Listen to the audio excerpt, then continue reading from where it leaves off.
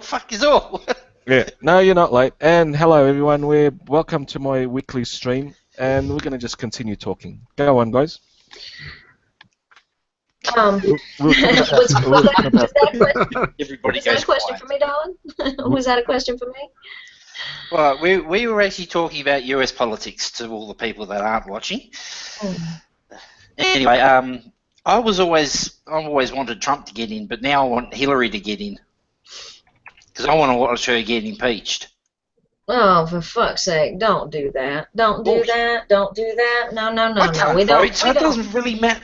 I know you're looking at it from an entertainment standpoint, but understand what happens. Whatever, if some kind of catastrophe happens to America, it will affect the rest of the world. It absolutely will. Not in my little neck of the woods, it won't. Well, I mean, you say that, but if you look at history, and I understand. I don't look at it. Please, I'm not easy to offend. So, but if you look at, for instance, World War II and everything that happened when the stock market crashes pre-World War II. It started with the New York stock market, and then it spiderwebbed out to the rest of the world. The entire world at a certain point was in a depression, and then World War II happened due to economics. Unlike Exactly, what? yes. Unlike If it what wasn't a for lot us, of. Australia, World War II wouldn't have been won.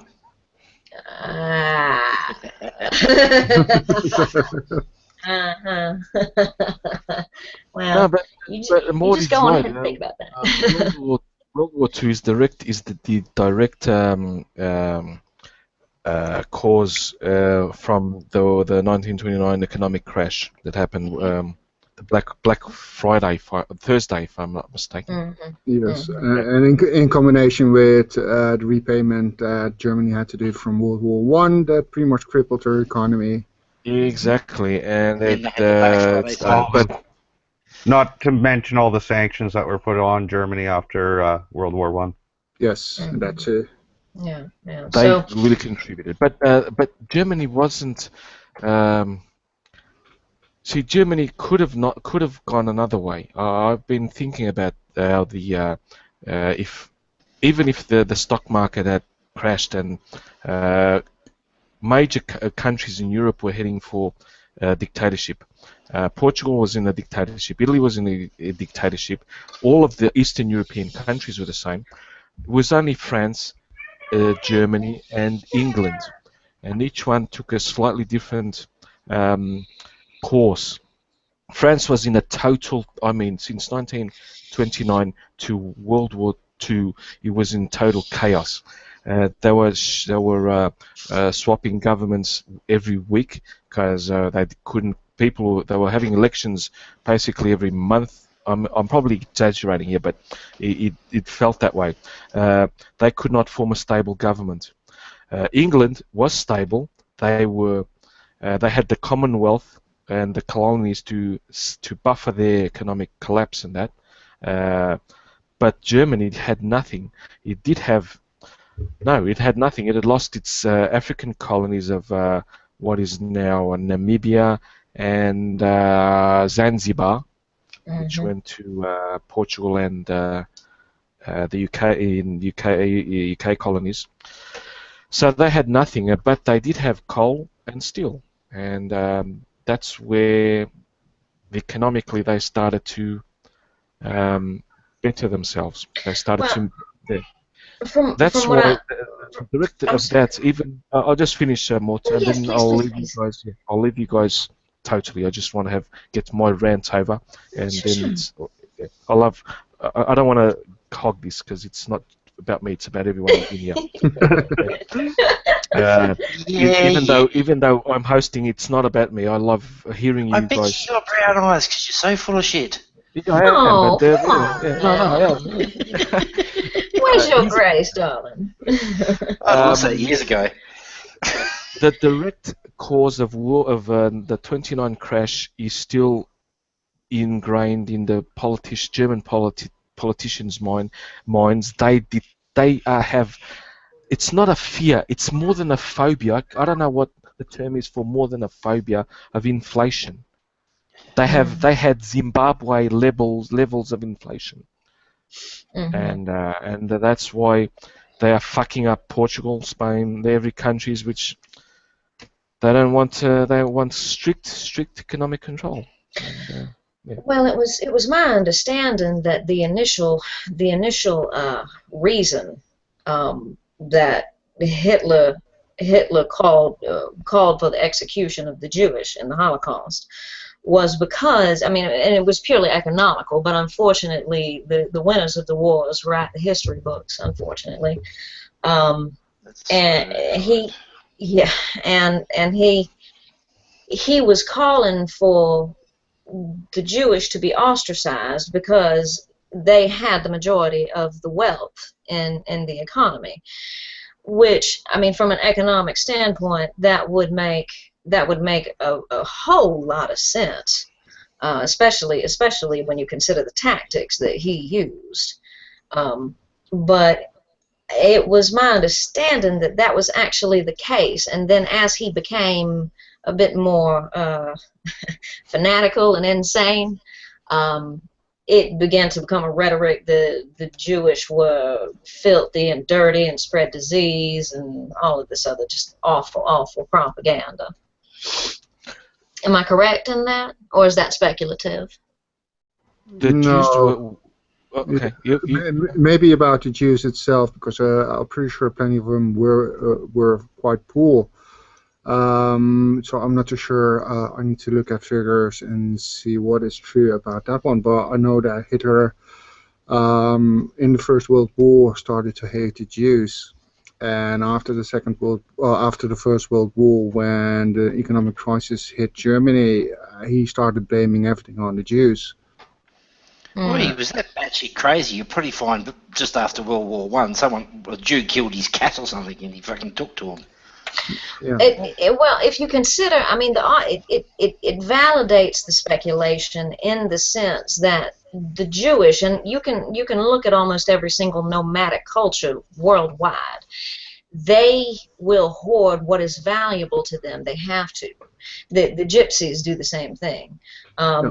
They have to be able to hoard all of their money because they don't know when they're going to need it. And it happens over here with the gypsies we have over here in America, and yes, we do have them.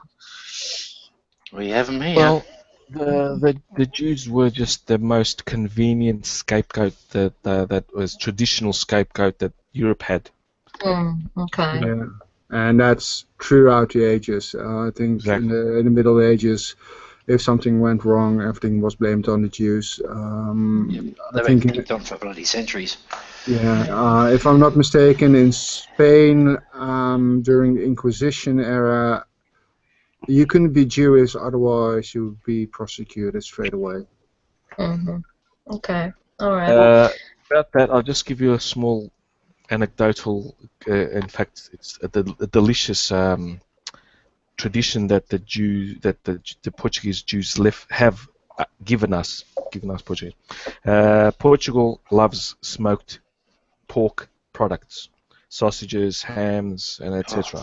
They love it here as well. Oh my God, everything's Who doesn't like that though? Exactly. smoked fish, smoked pork, smoked chicken. And so the way that the Inquisition would find and discover if you were Jewish or not was going to your house, and because here over the fireplace we'd smoke those products, the sausages and hams and all that. So they'd walk inside, and if they saw those sausages hanging, you were okay. If they didn't see them, you were Jewish or Muslim. What the Jews did, they would get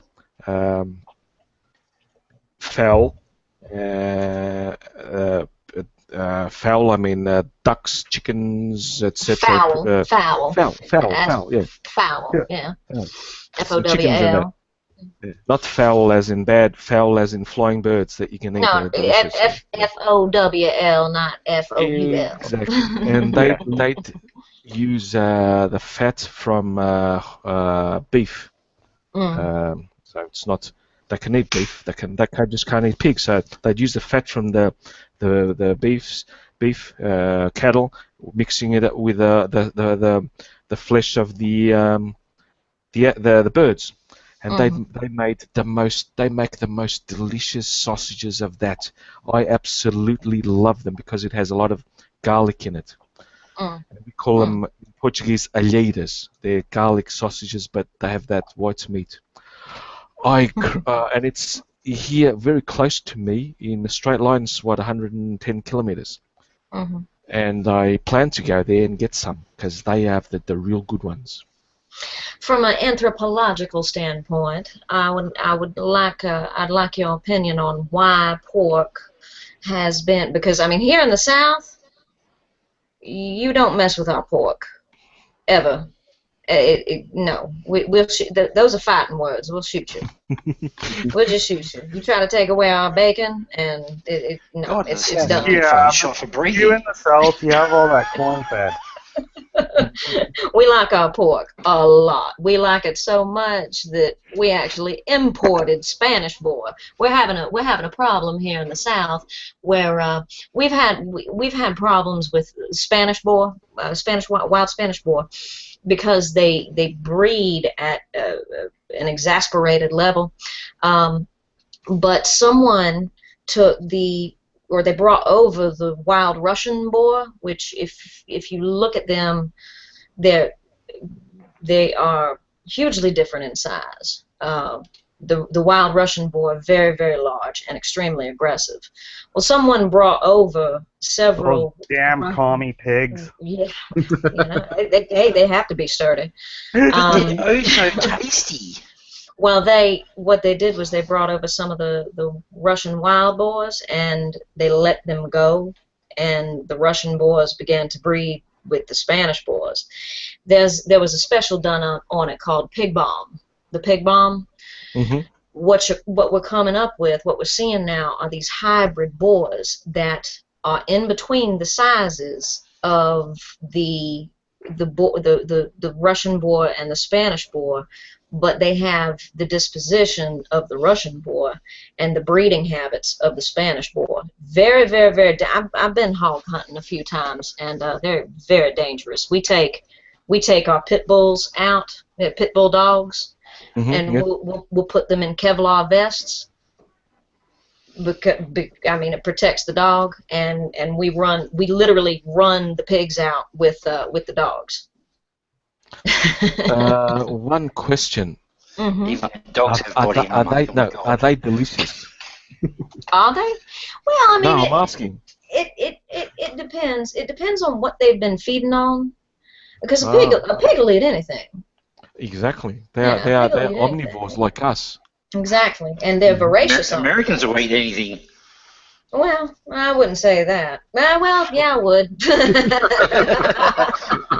I've almost. I was sitting there watching a cooking show, and they're talking about a fried Elvis sandwich, which is peanut butter and banana. You have never had a peanut butter and banana sandwich. You really should try. Hey, I've tried Vegemite. I don't like peanut butter. All right. Oh well, then I'm sorry. I'll take yours. The peanut butter and banana sandwich, like Elvis had, that is fucking awesome. One of the things we have here, actually, I say here, it's really more so in Louisiana, is a sausage called boudin. Ooh, now that's a good sausage. You know, I don't really like that too much. You've never had boudin, or you have had boudin? You don't care for it? I've had it. I just don't really care for it too much. How'd you take it? Did you have it boiled or fried? Fried. You had it. Okay, you had it. But you should try it boiled. It's a little bit different boiled, and it really needs to be fresh. Really, I mean, you know, it needs to be fresh. It can't be frozen for too long, or else the meat, the spices and the meat, it kind of gets an off taste to it. But no, it's nice. And here in Savannah, one of our things, this is different. This is different in a lot of cities. We will actually let people walk around the streets with alcohol, and it's very apparent. Yeah, I mean, in New Orleans you can as well, just not in glass bottles. Yeah, in some areas, you just take a solo cup. Yeah. Yeah, that's where the damn song started. I hate that fucking song.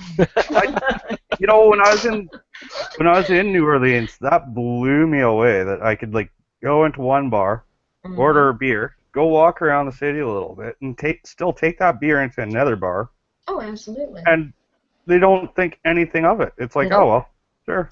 And it's funny because I have never actually been to Mardi Gras, Yeah. but have spoken with several people who have, and they said, you know, you could be sitting at the bar, sitting by a person who's just fall down, forehead on the counter, drunk. They will throw up on the bar. The bartender will literally clean it up within just a matter of seconds, and then get a beer and put it right back down in front of them. Like you need a bag of dog hair, darling. We call it the hair of the dog. You know, maybe it's because I was on Bourbon Street during the day. I didn't see that. Yeah. Well, this is at Mardi Gras. Everyone's 3 sheets to the wind. But it's fun. It's fun to do. You just have to be very careful. The crime runs rampant during Mardi Gras. Well, no PD. Yeah. Well, the New Orleans Mardi Gras is one of the famous ones of the world. You have Venice, you have Rio, and you have Louisiana, New Orleans. No, New Orleans. Yeah. You're right. As we say it, New Orleans. Yeah, We just kind of band the word together. No, Sydney's Mardi Gras is pretty good. Is it? And what do they like to do down there?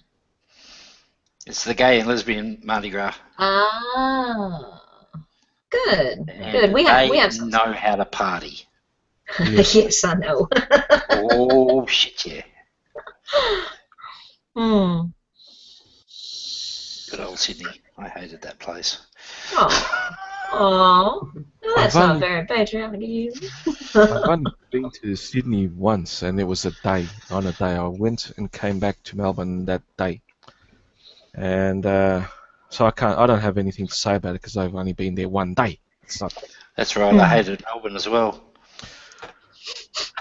I loved Melbourne, and I still do. I really miss that place. Jesus. Yeah, it was a dirty shithole. It's full of SJWs, yes, I know, I admit that, but I loved it. My cousins are there, and I miss them a lot, and my friends were there, my enemies that up until 12th grade were my enemies, now are my friends, and I grew up there. I'm an Australian, I'm a Brit, and only then I'm a Celt as well, and only then after being all those, I'm a Portuguese person. See, I'm not Australian, I'm West Australian. Perth West Adelaide? No, Adelaide? Perth. What the fuck? That's South Australia. Well, it's Southwest Australia, isn't it? That's centre. Adelaide? No, Perth. I thought Adelaide was on the coast. It is. Every Australian city's on the fucking coast. Exactly. Except Well, I've Alice never Springs. been. Jesus. Have you seen the map? You know what? You're about as useful as tits on a bull, darling.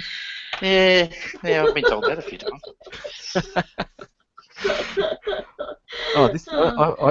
I'm loving this stream tonight.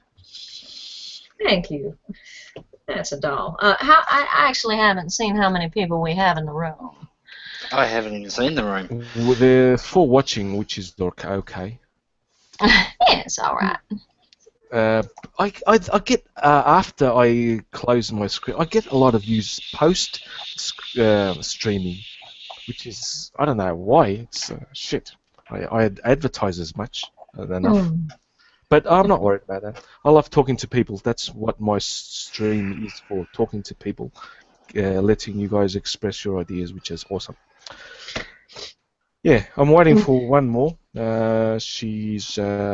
She should be coming soon in about another 15-20 minutes. So Who's that?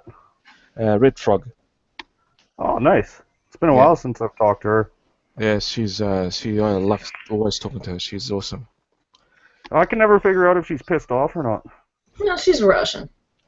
Well, she's always pissed off, mate. God. She's really tough and. They have to be, darling. Yes. She's my neighbour. Oh, that's wonderful. See, I always enjoy talking to. Well, I enjoy talking to every person which I follow. It's because you're a social butterfly. Yeah, it's just because yeah. Oh shit! I hope BJ's child isn't getting born. No. As far as we know, the due date is today. Oh shit! It's Talk that left. I just saw Talk. Something I didn't watch the screen. Sorry about that, VJ. You're having a baby there, VJ? Yeah, please call me Eon because VJ stands for video jockey. It's an old term. Exactly. Yeah. No, Eon. Eon? Eon. Okay. So E for Echo, O for Otto, N for November. Well, yeah. The anagram for Neo. Oh, I really hate that. You can call me Eon as long as it's not shit in the morning. Yeah. Just right after Matrix was released, I was quite a lot on IRC, and it's like, oh, we have Neo here. Like, oh, fuck off, mate. Really? So I really hate that. Well, Neo stands for new. Eon stands for a very long time. Two completely different things, actually quite opposite. So. And Eon is a hell of a long time. Well, he is an old man. I'm 46. I'm an old bloke by now. I'm the oldest. I'm 49, so young whippersnappers. Oh God. Hang on, I'm just gonna go put my nappy back on. Damn, I'm the baby in the room? That was weird. No, my wife, she's officially due today, but the baby is still too high up, so it's a waiting game right now. Can come tonight, can come tomorrow, can come next week. So whenever the baby feels like it. My prediction was wrong. Yeah, if you disappear, we know why. So. Oh yes. No. First thing you'll hear is, oh shit, where's the bag? Yeah. Yeah, but I don't think I really have to worry about it. Oh, the bags are already packed months ago, but I don't have to worry about it. My wife just popped out, about 45 minutes ago, around that, 50 minutes ago. Oh, I'm off to the petrol station just around the corner. It's like a 5-minute walk with her mobile phone and Pokemon Go, and they're still gone. This is gonna be the most awesome stream in history. The drama of a birth happening in live. Oh, I don't like those kinds of videos. Keep it to yourself, please. No, I've got my live stream tomorrow, and that's going to be mainly about Pokemon Go. If that happens, if my child goes like, honey, we need to go, it's like, I'm not even going to bother with stop broadcast. It's like, you guys talk, you've got so many hours left before you hit the 8-hour mark, do whatever you want, make it as cancerous as you want, I don't care, I'm off. And we will. Oh yes. Yes. You may not have a channel when you return. Yeah. I can't promise anything, but you know. As long as Alicia doesn't go into a complete striptease act, then we should be fine. Well, it all depends on how many pills she takes that night. Oh, of course, yes. We should share.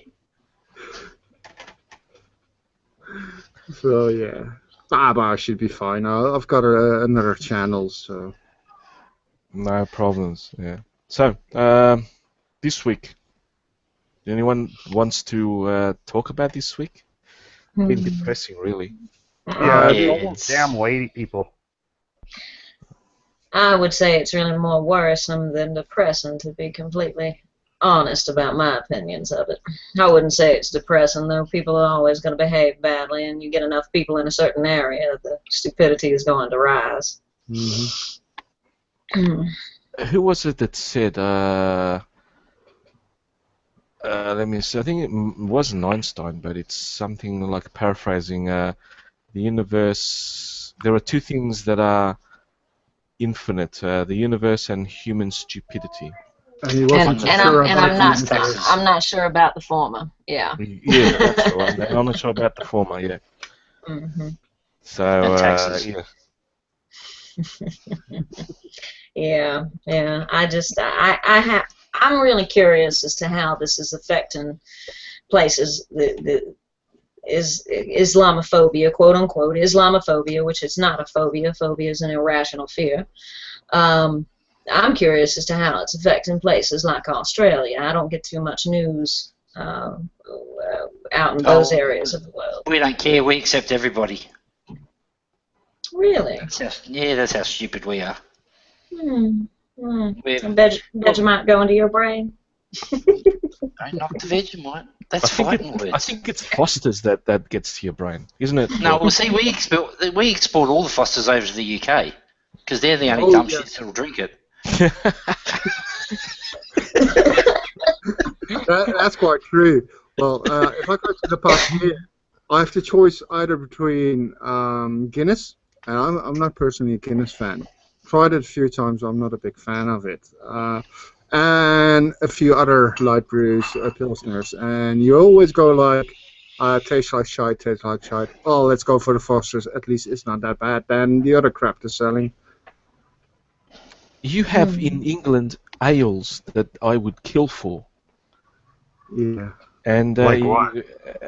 I don't know, Newcastle ale or Golden Ale or something. I had some.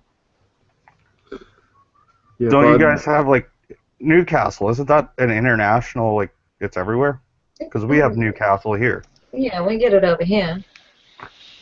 I don't get it here. I do get some Dutch and German beers, quite, and Belgian beers as well. They're our exports, plus Guinness, of course, and all the other shit that the world doesn't want. Heineken. Sorry about that. I hate Heineken. Oh, Heineken is horse piss. Yeah. So good.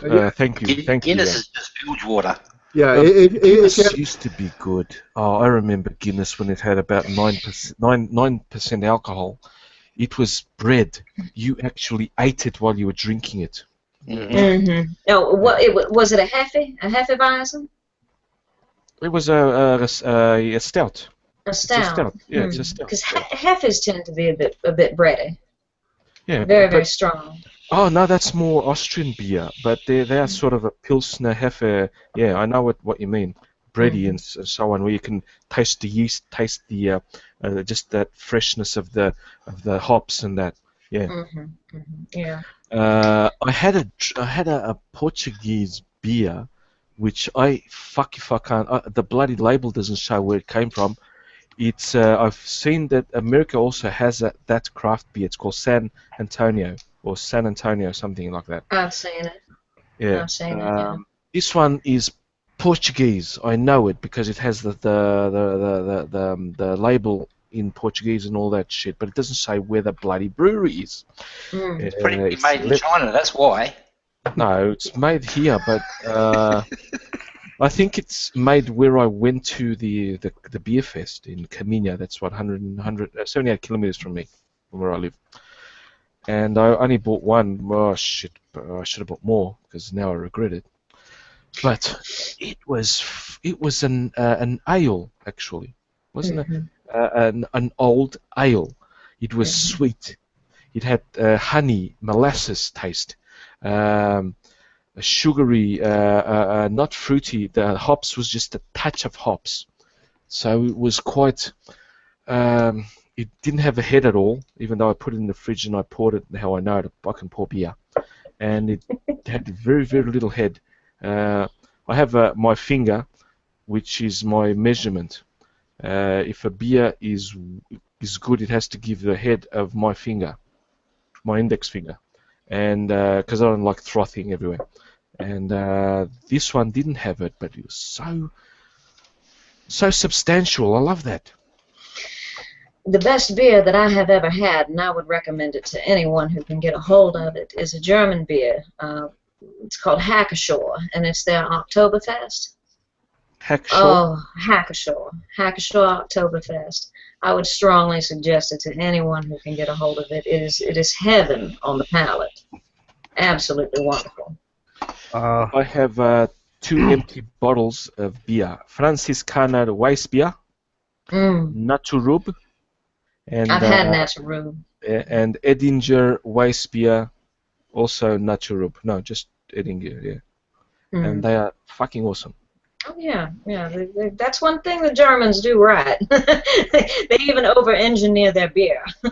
No, I don't, you know, they still am I the follow. only one in here that actually prefers a light, like a golden lager? I love Pilsners. No, not a Pilsner, a lager. Oh yeah, You- the lager. I mean, we have hey, Red. Red. Hello, How Red you Frog. doing, darling? Hey, Red. Yeah. Good evening. She's just getting. She's working on a sound. Yeah. Why am I the only one on camera? So, sorry, I forgot to turn on the sound card. Just No worries. Hi. I'm talk. I'm not on camera because I'm naked, mate. ooh. So am I. I'm only wearing a shirt. Yeah, but I'm not even that. Yeah, I'm not on camera because I forgot to set up the tripod. My webcam is lying underneath a whole heap of cables, mouses, and other things. But I will be on camera in about a month's time. Everybody has an excuse. I never go on camera. I'll just say on I'm the prettiest one on stream. You are. Except for Mort knows that I don't care about showing my face on camera, but I'll do it in the after stream. But this, I don't care. I really can't. I work in 2 PC of a field. I work in the mortuary industry, and I'm fine with that. I mean, that, in my opinion, that's really the only time that people's feelings should be spared. You know, death is a very difficult thing to deal with, so I don't mind. Well, bending the truth a bit to cater to their feelings. So, but any other time than that, I'm sorry, you're getting the honest truth. I don't give a good goddamn. Exactly. Yeah. Yeah, I agree with you. I don't care what people think, what see of me, etc. Mhm. Sorry, darling. That was my phone. I have somewhere to be in probably about 45 minutes, but I'm around for now. It's an honor having you on, Mort. No, well, I'm still here. I'm still here. I love your avatar. Oh, thank you, darling. That's awfully sweet. It's gorgeous, that avatar. I have I have an affinity. I have an affinity for Gothic culture, especially Southern Gothic culture here in America. The book To Kill a Mockingbird, which is very famous Southern American literature. Harper Lee, I studied that at year 9. That was our reading material. Mm-hmm. It's considered to be American Gothic, Southern American Gothic. Mm-hmm. I'm actually, for my first video, I'm gonna do a reading of To Kill a Mockingbird.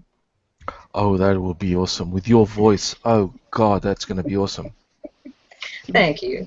I've heard Sex on a Harper Lee. stick. I mean, I just love that Southern accent of yours. Oh, thank you. It's Thank gorgeous, you. isn't it? I get compared. It always Southern Belle accent. This is the accent of Savannah, Georgia. As I was explaining earlier on before we went live, Savannah it's very much like New Orleans in that being it's a port city and it's a direct port city out into Atlanta. We've always been kind of a melting pot of different cultures and food and just tolerance of other people because we always had an influx. There was a lot of money, and there still is a lot of old money in Savannah. Now you get people who are not really the accent, the distinctive accent comes from the education level, and the people who were not able to afford an education, those families, they have a bit more of a twang to their accent than a drawl. But then you get people who were educated, and they're using these $5 words, as we like to call them, $5 words, and and that's where you get the drawl from. So, and that's passed down from family to family to family, and that's where the distinctive Savannah accent comes from. So it's interesting. Savannah's the only city, only area of the South that actually has this accent. There's your history lesson. All right, I'm out. Thank you very much. Have a good night.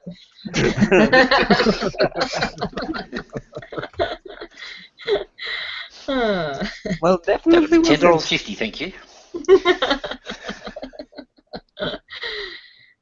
Excuse me for just one moment. I'll be right back. Okay. How's it going, Red? Oh, it's good. By the way, I actually heard something weird from my mother today about Melania Trump, because apparently they found something on TV that she ripped off Michelle Obama's speech from a few years ago. I don't know if that's true because, you know, TV can twist things up, but they say it's the identical one. She said they even played them side by side. Now, is there any truth in that? Because yes, they even played it here in Portugal. They put her speaking and then Michelle Obama speaking, and basically two phrases or two paragraphs, almost word for word. damn. Melania Trump, Trump's wife, basically plagiarized a couple of paragraphs of Michelle Obama's speech from the last inauguration or something. Well, I haven't caught up on the news today at all. Well, to be honest, I don't think it was her. It was probably the speechwriter that wrote the speech for her. Of course, yeah, but you know they're going to double down. They're going to say, so they can't say no, it was us and all that. You know what I'd really like to see? I'd like to see 6 months of every politician in the world not have a speechwriter. Well, Trump doesn't really have one. That'd be the longest silence of politicians in history. No, then you just get Trump and Putin all the time. Portuguese politicians. Oh, who left? Oh, Ian left. Oh shit! His son's. Oh no, he's back. He's back. As I said, you'll hear him going, oh shit, where's the bag before he leaves? Yes. Portuguese politicians don't have screenwriters. They are because what? Most of them are either lawyers or lawyers or economists. So they have a good grasp of the language, even Portuguese and in other words, the government's so corrupt they don't even need a speechwriter. Exactly. Yeah. And even our most stupid our last president that we had, not this one. This one's competent. I'll just say that. But the last one, he was Abbott was a genius compared to this guy. Oh Jesus! Yeah. And for our American guests and so on, Bush Jr. was a genius compared to our former president. Yeah. Well, maybe better compare him to Obama. Bush wasn't the worst thing ever. Well, Obama just is a politician. It's an echo. Shit, who's echoing? You. Me? Yeah.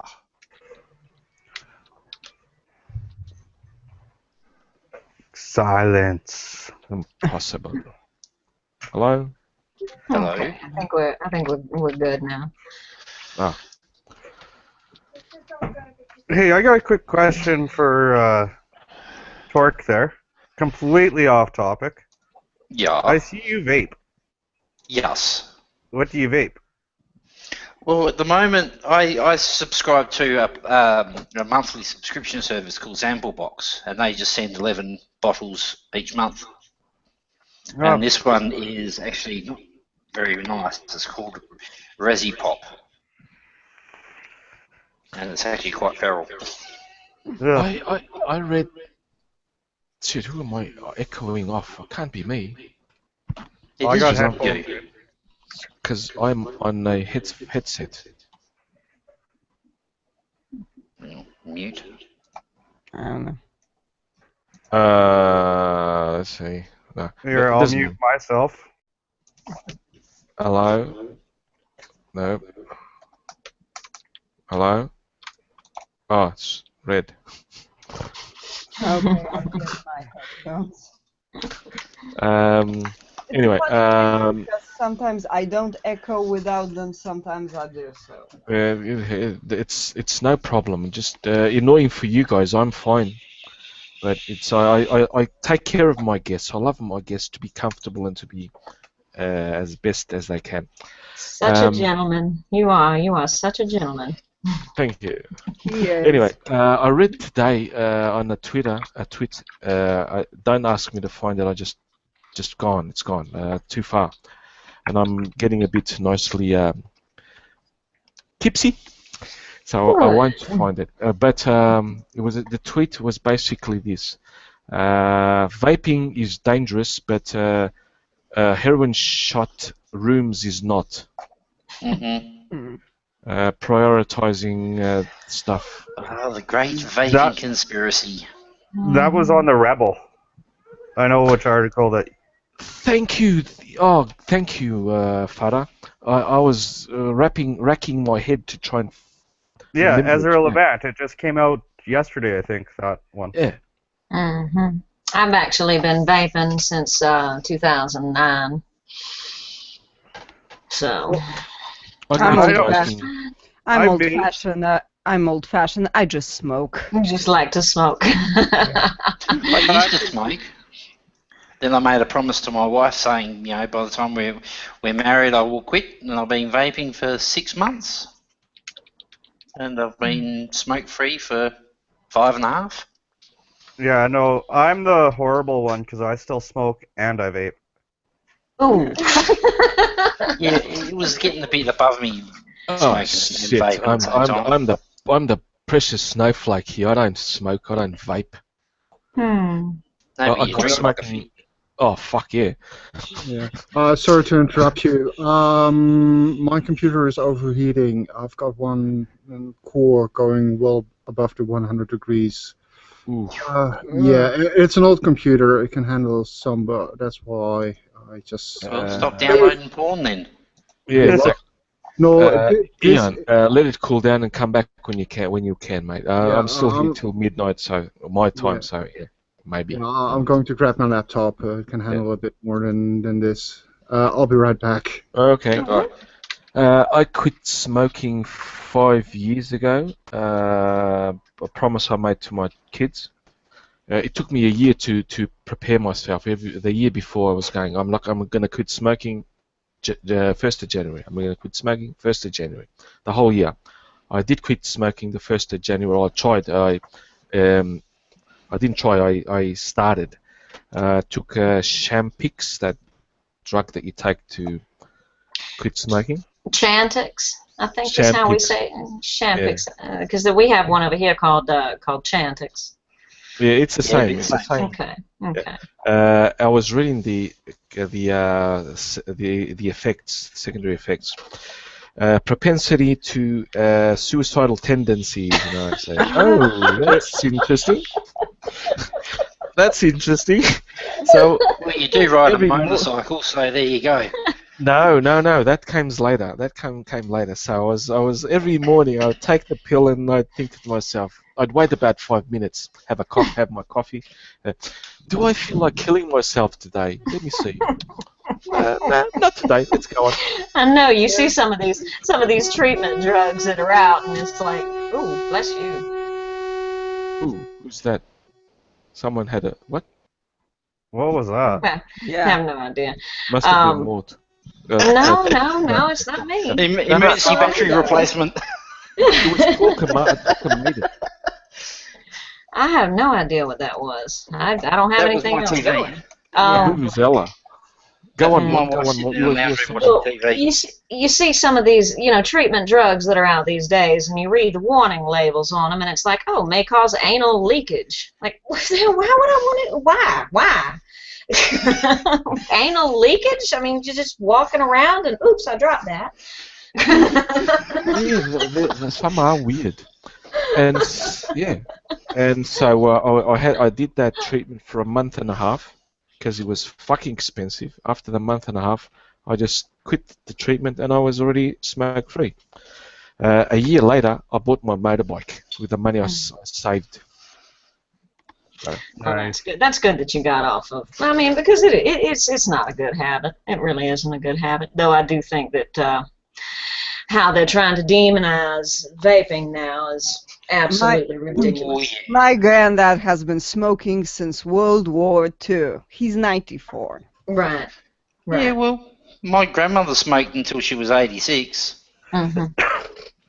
And the thing is, I just love to smoke. I started smoking at 13, actually. My parents found out when I was 16.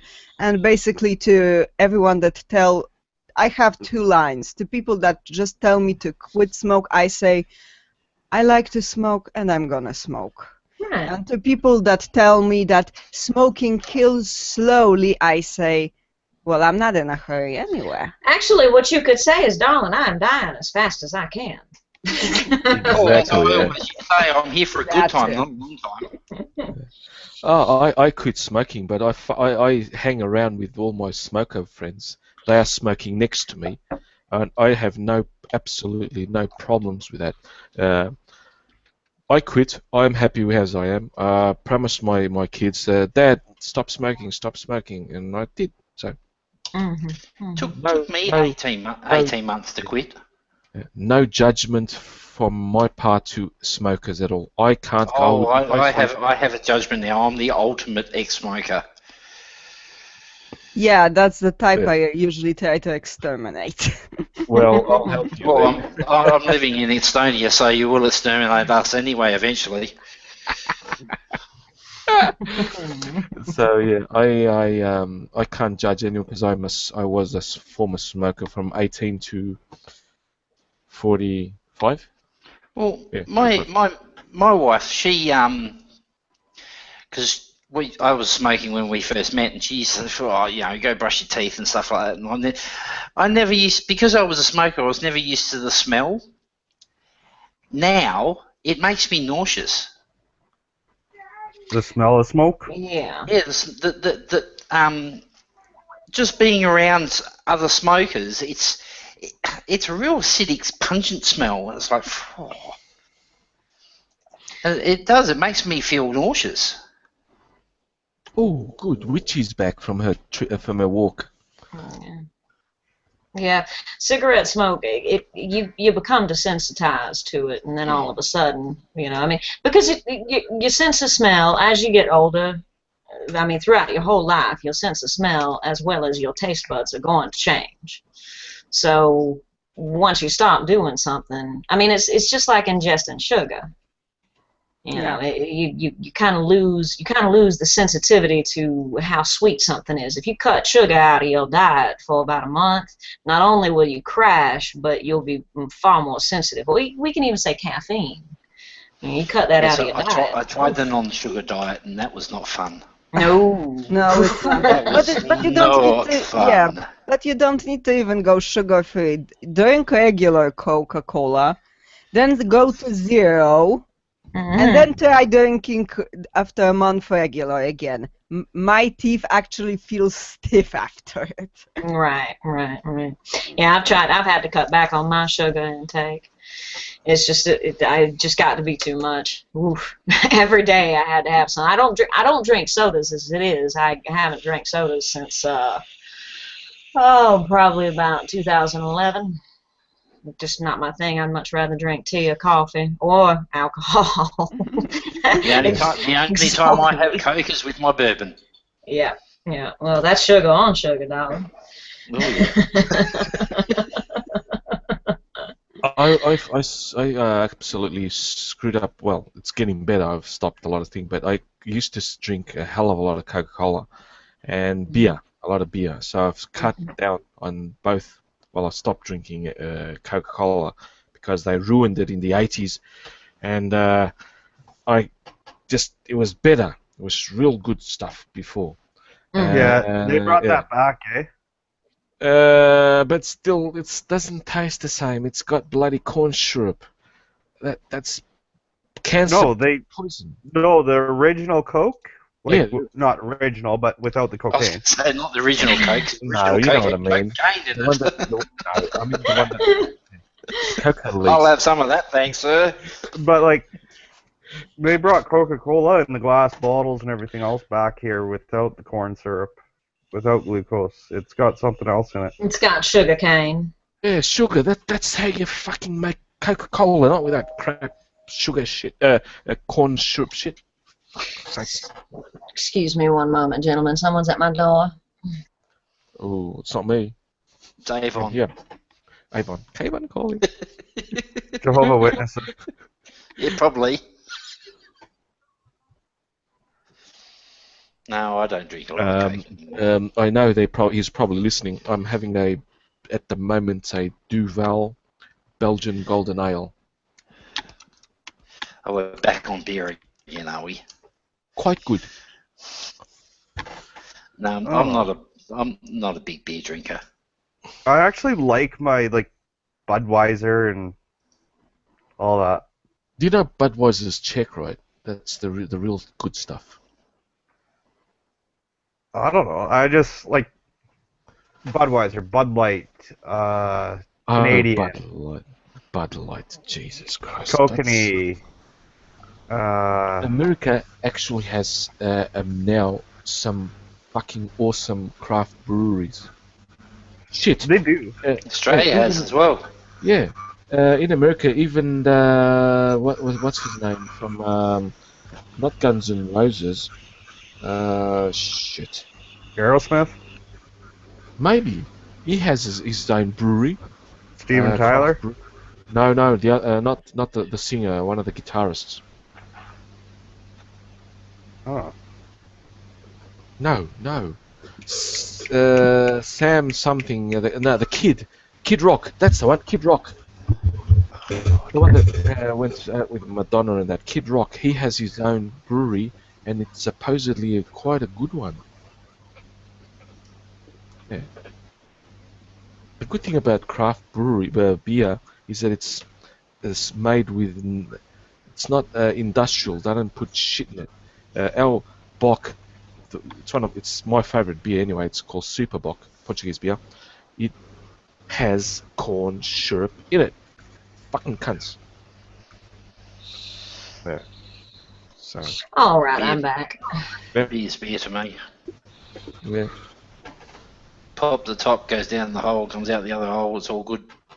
Ah, no. I enjoy my beers now. I don't drink it. I savour it. Yeah, you drink for flavor, not effect, darling. Yeah. Should be ashamed to call yourself Australian. You drink for effect. I used No. to. I did. You drink until your eyes turn yellow. I did that at uni. Talk. Fuck. I even got. I used to get sloshed with my professor. Fuck's sake. I did that in the Navy, and I tell you, I spent some bloody money. Well, in the Navy, it's absolutely necessary that you drink. It's a requirement. Yeah. You must be pickled to preserve yourself out at sea. Ian. Shit. Yes, Oh. Hello, how's your father?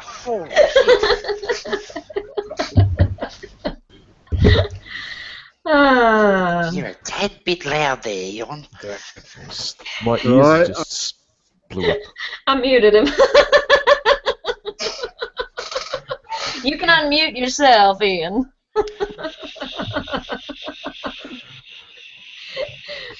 Love you, darling.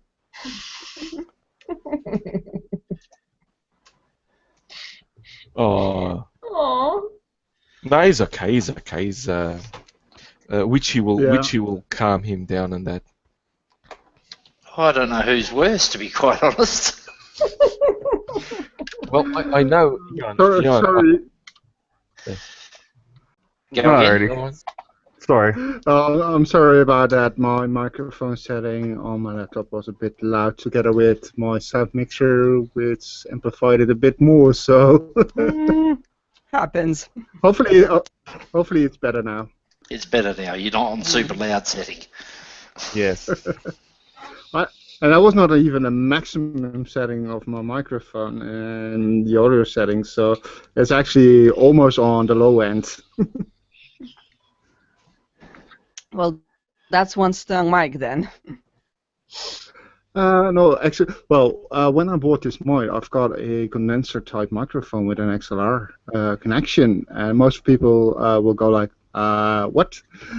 Well, you got several types of microphones. And Yeah, I this know. one needs an amplifier. Yeah. You need an amplifier for it. So when I bought this, I didn't have an amplifier with it, just phantom power. So everything was maxed out and you could barely hear me. And recently, well, a couple of months ago, I bought an external audio mixer with phantom power and everything in it. So I'm still fiddling with the settings like, oh, is this loud or not? So yeah, I mess up a bit.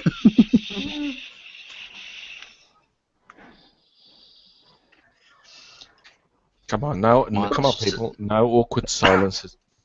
Oh, I do apologize. I'm reading. Bundy. You know Bundy, right? Yep. Okay. Yeah. Well, no. Someone else. Bundy No, Bear. he's Like a koala. Bundy He's a koala. Bear? Yeah, Bundy Bear. He has fetishized my voice. Actually, as a matter of fact, the second day that I was in Giza on Discord, it was unanimously decided that the entire server would be perfectly content and fornicating with my voice. Yeah. And this was an Amen to that. announcement. This was an announcement. I mean, you know, way to put a woman on the spot. Come on, now, people, really? Did that make it into announcements? You can read the dictionary and it'd still be sexy. Oh yeah. Well, I'm gonna try to get my my reading of To Kill a Mockingbird out as soon as possible. I just love that piece of literature. I do. It's wonderful. I would class that as audio porn. Audio porn. Yes, I would also agree with that. Yep. I will not, under any circumstances, be reading erotica. I am sorry, not going to happen. It doesn't matter who actually requests it. Not going to do it. Not going to do it. No. You don't need to. You can read. Let's see, Macbeth from Shakespeare, and it would still be super sexy. Oh, thank you, darling. That's absolutely sweet of you. It's a hell of a read. I had to read that as well. Oh, God, I still have nightmares. But in your voice, I think it would. Yeah. It's not that scary. Well, no. I was what? I was 14 years old. Yeah. It's still not that scary. It really isn't. But it's a matter of perspective. It's a matter of perspective. No, I've read it since Mm-hmm. as an adult, and I've read the Shrew, Midsummer Night's Dream, or Midsummer Night's Dream. I've read obviously Macbeth, Hamlet, and Fine, you're all smart. No, I'm not. I'm not smart. I just love reading, and I love Don't worry, them. man. I haven't read them either. I swear, Carlos, if you would have grown up with Russian folk tales for bedtime stories, the type I did, Macbeth would seem like the Care Bears to you. D.H. Lawrence's poems. I haven't heard of that one. D.H. Lawrence? Yeah, D.H. Lawrence. He wrote I think I know. Lady Chatterley's Lover. That's his. Okay. Okay. Now that's an all right erotic, but his poems. That's a bit erotic.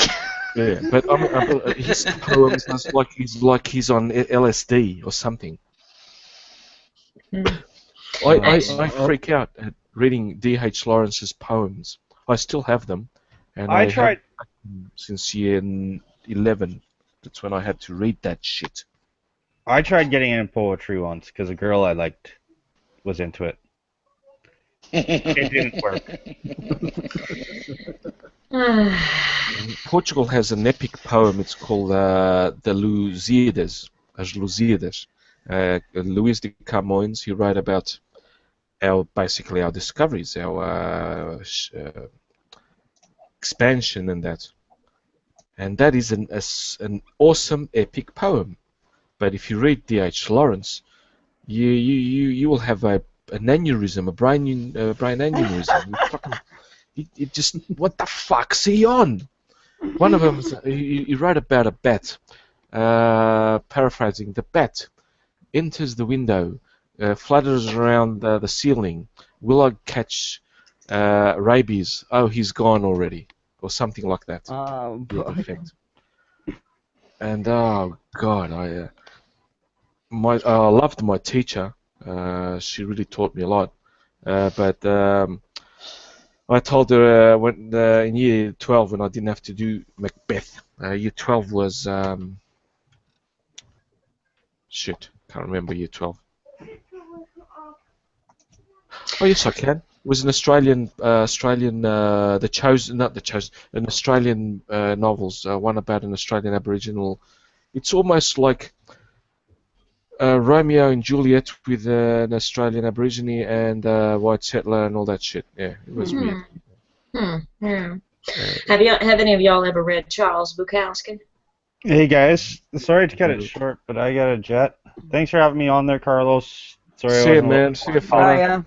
Pleasure to have you on, man. Thank you very much. Have a good much. Ciao, ciao. You too. Yeah, have any of y'all ever read Charles Bukowski? Remind me what he wrote, and I'll tell you if I read him. He wrote a book called Post Office, which that's a critically acclaimed novel. And this is all literature of the 60s and 70s. I may have holes in that. I'm not very good at 20th century literature. I'm more 19th century. I think you especially read. As I get a feeling for your tastes in literature, I think you would really like Charles Bukowski. It's very, very grimy, very to the point, very objective, very grimy. The way he gets in the heads of his characters, it's extremely descriptive. He's really amazing. He was a very controversial author in the 60s and the 70s. He was a proud alcoholic. That was the best. And very offensive, extremely, extremely offensive to people. There were a lot of people that didn't like his literature because he wrote about controversial subjects and used controversial words at the time. But wow, it's shocking literature. It really is. But it's all through the mind of a proud alcoholic. So you have to take that into consideration before you start reading any of his books. I'm going to actually have to check him out then, because when it comes to 20th century literature, I think Nabokov is the only thing I did have contact with. And him and, oh god, what was his name? I forget my authors. I remember the book titles. The guy that wrote The Master and Margaret. Bulgakov. Okay. Are there any? Do you know if there are any English translations? I'm an avid reader. I have been all my life. I've gone through books like I've gone through men. It's pretty bad. I'm pretty sure they are. Those are pretty big novels. And you guys actually even made 2 movies based on Nabokov's Lolita. Oh, okay. Lolita? Mm. It was written by Nabokov? Yes, it was Nabokov's. I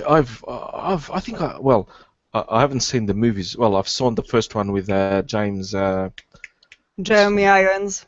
No, before that. The old one. The old one, yeah. Do you know that in that one actually Errol Flynn was supposed to star as Humbert? Mm-hmm. Yeah. Yeah. Yes, and he wanted his teenage girlfriend to star as Lolita. Exactly. I read that. Yeah. Yes, yeah. I've heard about that. Yeah. My 20th century novelists varied. Have Chaim Potok, He wrote the Chosen. No, I can hear the blanks. No, never mind. I'm not a big I literature. I have to mute myself real quick. Excuse me. No problem. I'm not a literature fan at all. Yeah, Steinbeck, Tennessee Williams, Mark Twain, Hemingway. I've read The Old Man and the Sea. I have bad memories with that one. I read it. Well, I read it in about about a day and a half. It's not about that. They forced me to read it in school, and But what I love reading, I devour. I have and still do devour is Tolkien. I can't get enough of Tolkien. J.R.R. Tolkien. yeah, he was good. I really couldn't get into him, to be honest. I did read The Hobbit, and that was it. I've noticed that with Tolkien, it's a big difference on who your translator is. I mean, you get it in original, yeah, you're English, but a lot of people who get it in translations, they have different opinions based on the person that translated it, actually. Exactly, it's better the original. But if you want to start reading Tolkien, don't start with The Hobbit. You have to start with the most difficult. It's incomplete anyway. You have to read Silmarillion. Huh. So you set the standard at really, really hard and then work your way down. You have to. No, you have to. You won't understand The Hobbit or The Lord of the Rings without reading the background of how everything got there. I have read. I read The Hobbit and The Lord of the Rings before I read Silmarillion, and only when I read Silmarillion did I understand the later works. But then there's others. You have the poem Tom Bombadil. Poem. It's a book of poems. Tom Bombadil. You have the life of the Turin and Durin. There's about 3, 4 more novels, books on that are just blows me away. But there's also more. There's one that I haven't gotten yet. It was released 2 years ago. I have it the title somewhere. I won't search for it because I won't find it. It'll come back to me soon. But that's the only novel of Tolkien I don't have. Also, The Lion, the Witch, and the Warcraft. I have it actually. Which one? Well, I've got. I need to walk to my bookcase. It's just around the corner. As in, my man cave is a bit of a storage room, and there's quite a lot of stuff in here. So it's around the corner of the stuff. But I've got quite a lot of Tolkien books, and there's one in there. I think Turian or something. I don't know. I'm not too sure if that's the book you're looking for. Give me a second. Okay. Let me mute myself and go rummage through my books. While we're talking about literature, I'm going to go make a cup of tea. Okay, yeah. Okay. My knowledge of literature could fill a thumbnail. I'll just I'm talk technology. five more seconds of Tolkien because it's an acquired taste. It's like single malt whiskey to blended whiskey.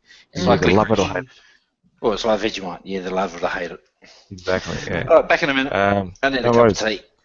I have Okay, continue. There's just a love story. I'll finish this off and then again. There's a love story. I can't. Geez, my brain's not working. She has 3 bloodlines: a Maya, which is their demigods, an elf, and a human. And she falls in love with a human, and they are the grandparents of, if you saw the movie, of not Gandalf, the elf, Elrond. They are the grandparents of Elrond. So, see, I know that shit. And that's a lovely love story. When Tolkien died, he loved his wife so much, that he compared in this tomb. It's those two star-crossed lovers because they died and they came back to life and then they died again. It's really weird. You have to read that. Yeah. And the last author, Jane Ewell, who wrote a series, The Children of the Earth. It's about Neanderthal-human interactions in Europe. Clan of the Cave Bear was the first novel. Oh, sounds lovely. Well, I need to go on ahead and head out. I have a service to attend, and but I will be back a little bit later. Y'all probably catch me in Giza. On Discord. 1.5 hours more I can stay on. So yeah. And thank you, Mort, for being here. Thank you. I really appreciate it. Absolutely, I appreciate y'all having me on, and I will see everyone later on in the near future. Right. You have an open invitation always. So. Oh, thank you, darling. Thank you. I appreciate it. Have a good one. Bye-bye. Bye. I have a thing more for 19th century literature than 20th century. I have a big soft spot for what may be considered pretty light-hearted literature, but the so-called trilogy by the Polish author Henryk Sienkiewicz. What Fire and Sword, The Deluge, and Colonel Volodyovsky. Russian literature in the 19th century is just. Wow. That was Polish, but. Yeah, Polish, Russian, yeah, but I know, but you see what I mean? The Eastern European. They like the epics. Exactly, yes. And I have to admit, I enjoy that. Another favorite of mine is Victor Hugo's Les Miserables. I actually like that fucking book. It's okay. It's okay. It's I haven't read it, but I know it. I find it interesting how, to the perspective of time, characters change really their positions, and if they really weren't just placed in either a good spotlight or a bad spotlight by the author, a modern reader would see them completely different today. Yes. To me, one of those grand examples in Les Miserables to me is a very praised by the author character. You can technically say he's not a first row character, but he's the hero of a few chapters. Do you remember Enjolras? Repeat, Enjolras. Enjolras, no. The leader of the student revolution. In Les Miserables. Yes. No, I haven't read it as it. I've seen all the musicals. I've seen bits of it. Have you seen the latest movie? Yes. The blonde that dies with the flag at the end. Oh yes. That guy was a complete sociopath. He did even in the movie he was, yes. Yeah, you could see that the actor was trying to show that slightly in the movie, but it was in no way as close as you could see it in the book. I have to read the book. He executed people SS style. He had a man kneel on his legs, gave him 60 seconds while holding his watch above him from his pocket watch, and after 60 seconds, pound the back of the head. Yep. He was that type of person. He was a sociopath. Literature is. And I kind of loved him for it because he was such a notable sociopath that I would have killed to have that shown in the movie. But no, they wouldn't have. The movie was PG-13. Exactly. But that would have been just so perfect to see those scenes how they were in the book. Yeah. Portugal also has some good authors, 19th and early 20th. 19th, we have early 20th. What's his name? Shit. I sometimes forget his name. Uh, he lived in South Africa. Pessoa, Fernando Pessoa. That's he translates to Fernando Person. I've heard that name. Yes, he was one of our greatest literacy. He's great. He also wrote in English, so I think he wrote in English because he was a correspondent in South Africa and in the UK, early 20th century. Who else do we have that I remember? Shit, he was a communist. He lived in the Canary Islands. What's his name? His volume of work is enormous. I haven't read any of his books, by the way. Of that, but anyway, Camões, Pessoa, Gil Vicente. He's a 14th century satiricist. He would attack the church in the most scathing, I mean, really, really scathing plays. Well, good for him. And the church loved his plays. Well, that's interesting. They usually didn't like that type of stuff. No, because his satire was so subtle. I mean, we teach it at school here. You can't almost get it. He's actually the way he does it. He uses the reverse psychology. The villain is the hero, and the villain would be what the church would prosecute. But they were the heroes. But in the play, he would make it be like they were the villains. It's weird. It's hard to understand. Yeah. Yeah. Well, one of my favorite writers. I'm more into science fiction and fantasy books in general. I do have some literature here, but I'm more into casual reading. Is Philip K. Dick.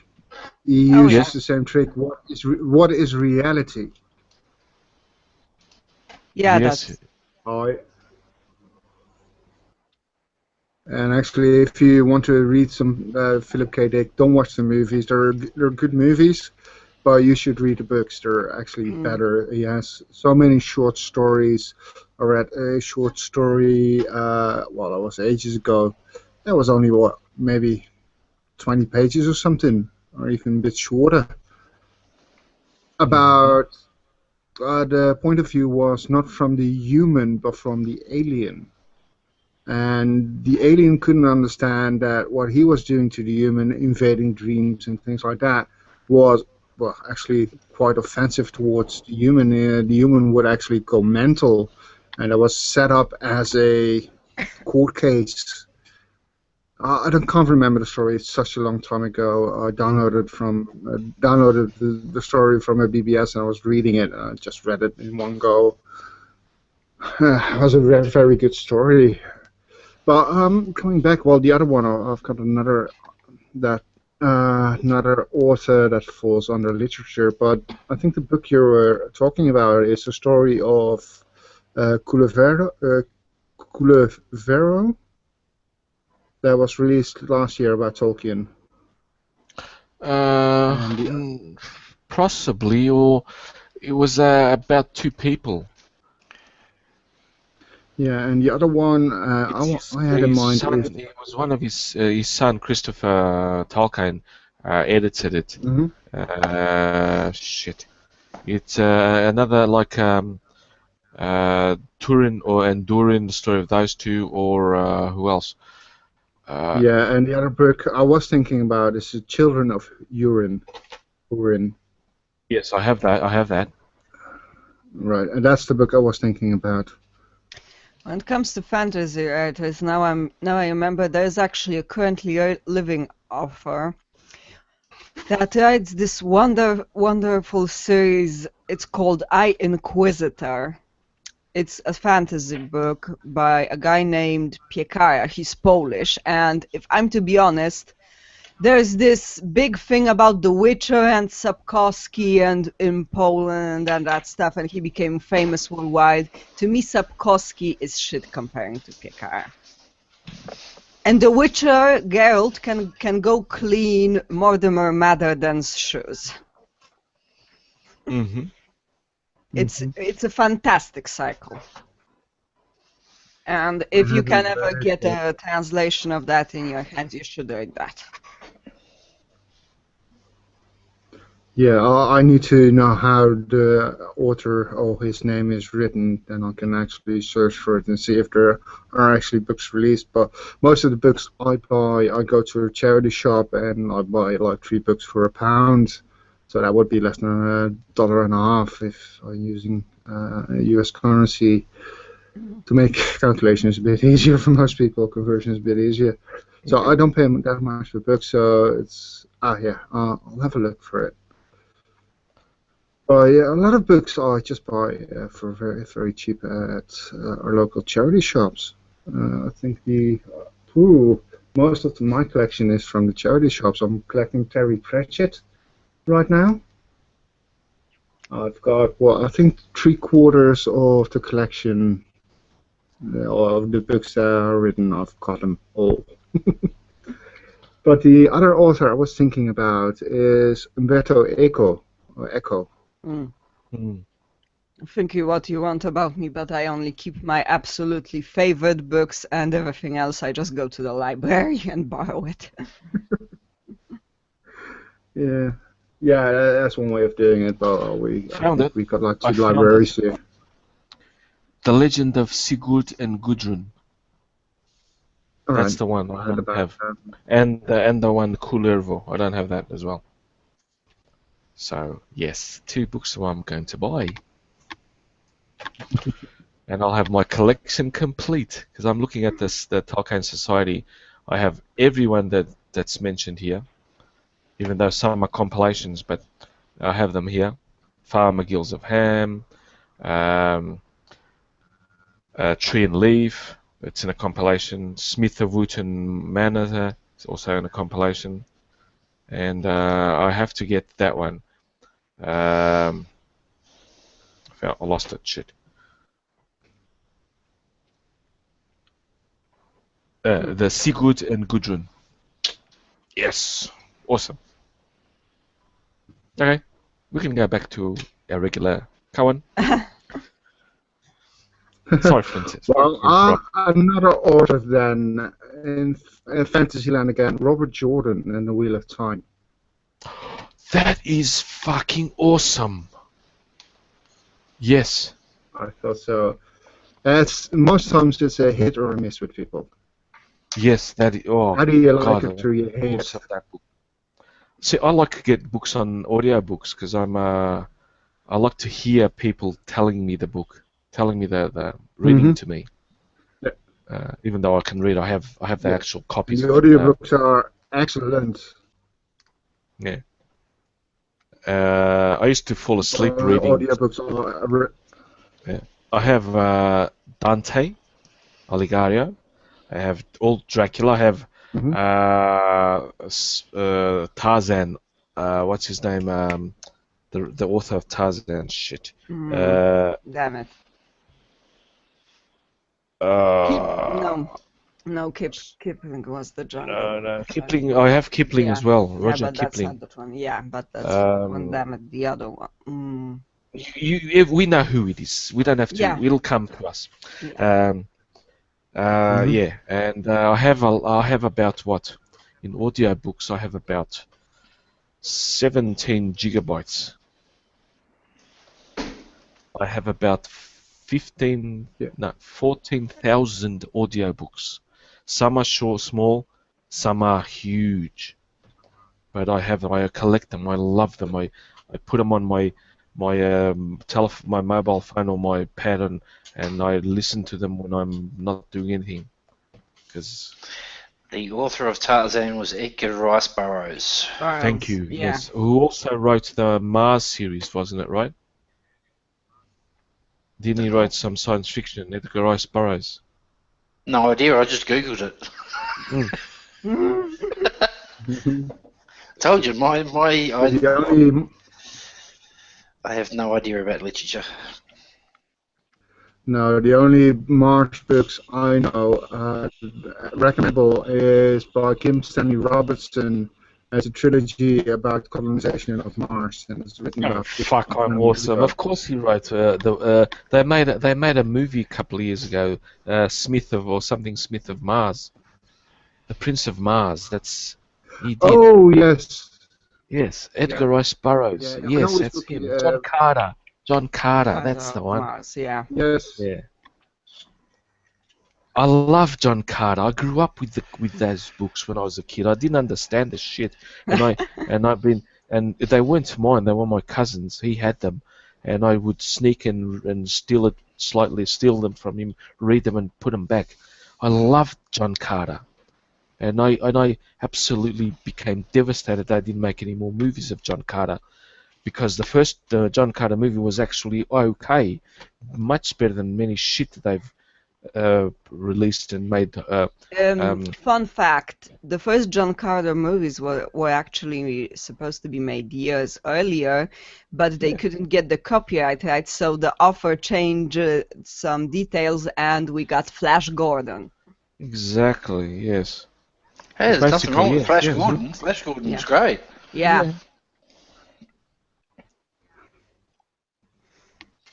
That's a little fun fact. That's the thing with me. I like some literature. I'm, however, quite picky about it, but I'm a big cinemaniac. I just love cinema.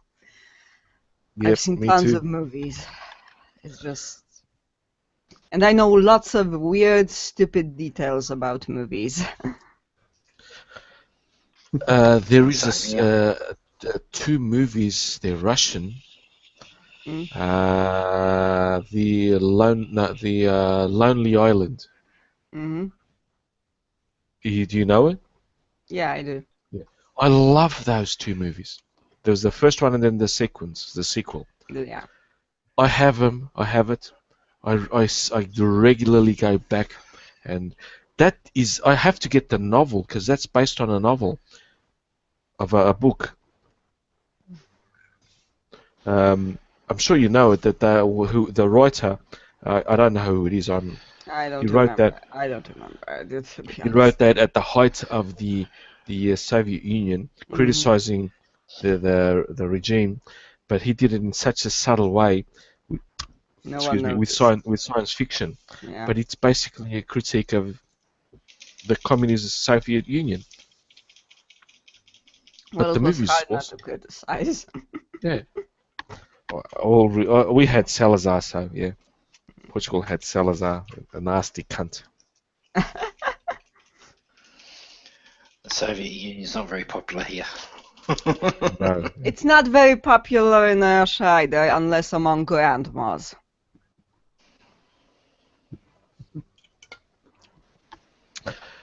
Yeah, but many of the teachings are trying to make a comeback in the West by those stupid little pissant children with human bodies that are walking around. Yeah. Oh yes. We can reinvent communism. No, you can't. Now you can. Once it'll fail again. Yeah, it's a really bad idea. Oh, It is. God. It is. We have some inklings of they're just subtle influences in our society here in Portugal. But for example, over the past 2 years, 7 mothers have killed their children. Oh, shit. Yeah, it's totally horrific. But what's been mostly on the news has been I haven't heard what their sentences of those. They went to court and they probably convicted them, but I have not read what the conviction is that they gave those mothers, because they've been totally silenced. You don't see it at all. Just today, where I come from, the sentences would have been first page in the newspapers. Exactly. Yeah. Today, a father beat up the stepfather of his daughter, because his estranged wife remarried. That guy raped his daughter, so he went and beat the shit out of him with a steel bar. I think that cunt, the rapist, is in hospital. He's gonna die. Fuck, his brain's just mashed. Yeah. Good. Yes, good. It's on front. It's on the news. Oh, he's in coma. In the newspapers. Man beats his daughter's stepfather for flirting with him, or something like that. What the fuck? Yeah. That's what I when I read the headline of the newspaper. One newspaper. I haven't read many others, but one newspaper. I said, "What the fuck?" Because in the television news, all the 4 channels at least are saying the cunt raped the girl, and the father of the girl cracked his head open with a steel bar. That's awesome. That's good. See? Yeah. That's good. I wouldn't put him in jail. I'd build him like a statue. So would I. Oh God, I would do the same. But he may get a 2-year suspended sentence. Oh, that's okay, I guess. That's okay as well, yeah. Even if he dies, if he gets a good lawyer saying he raped my daughter, he should fucking be in jail, not me. And the honor and all that shit. But we'll see. I'll be looking into that court case, because they do appear. They just don't. Sometimes they don't show what the sentences are. They stay alleged. If he is sentenced, don't court cases become public record, or? No, because here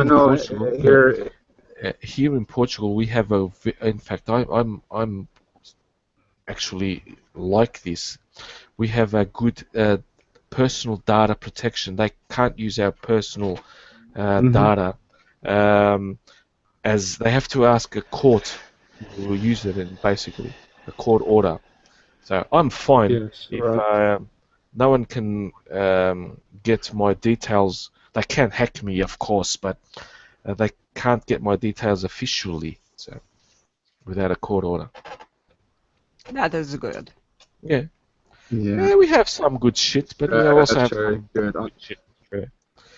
Is that the author of Red Frog Jasech Pietkara? Yeah. Yeah, awesome. I'm gonna look him up. Yeah, his Inquisitor series is perfect.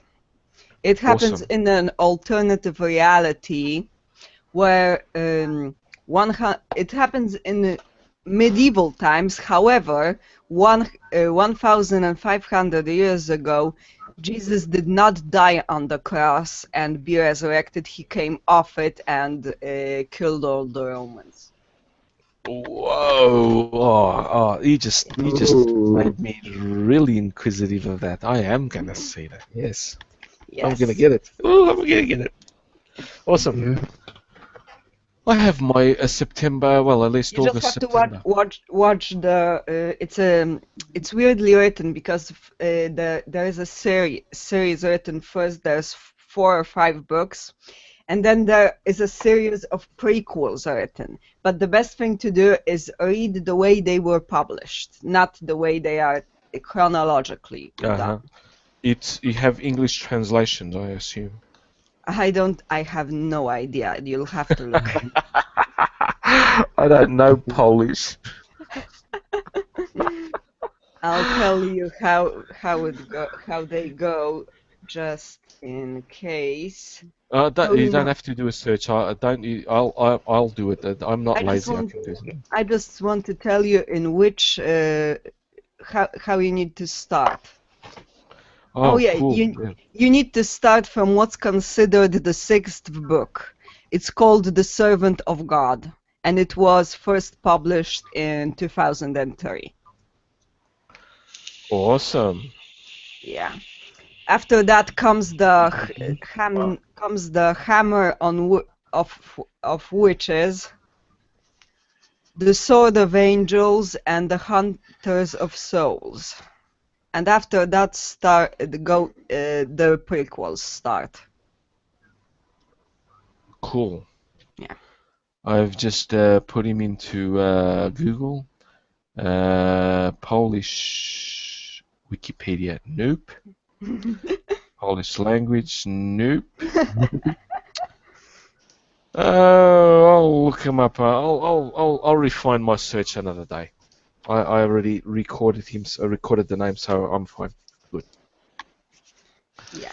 Well, the last book series I read, which was a long while ago, was from an author called Raymond E. Feist. He's a fantasy novelist. That's his website. The book one's called Magician, and it goes into,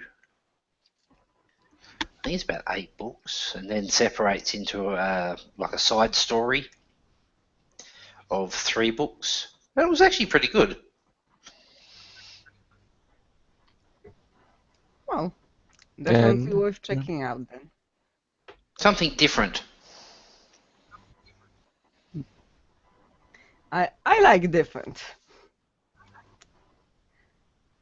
And I'd like nowadays to buy those books again, actually. Nowadays there's actually a lack of good books. It's hard to find something. There is some. I search. I don't have an account on Tinder or anything, but I do search it to see what's happening. You can do a search on that. And the books, oh God, there's nothing that captures me. I just did a search on Amazon, the UK version, and apparently there's just one book that is actually translated by the looks of it, or actually 2 books. So there are 2 available in English and 40. Yeah, and 40 in Polish. Which ones are in Polish? In English? Well, apparently these 2 are. But let me give you the link. Okay. Yeah, that's the best way. Yeah. Yeah. While he does that, I'll just the other explain. Link.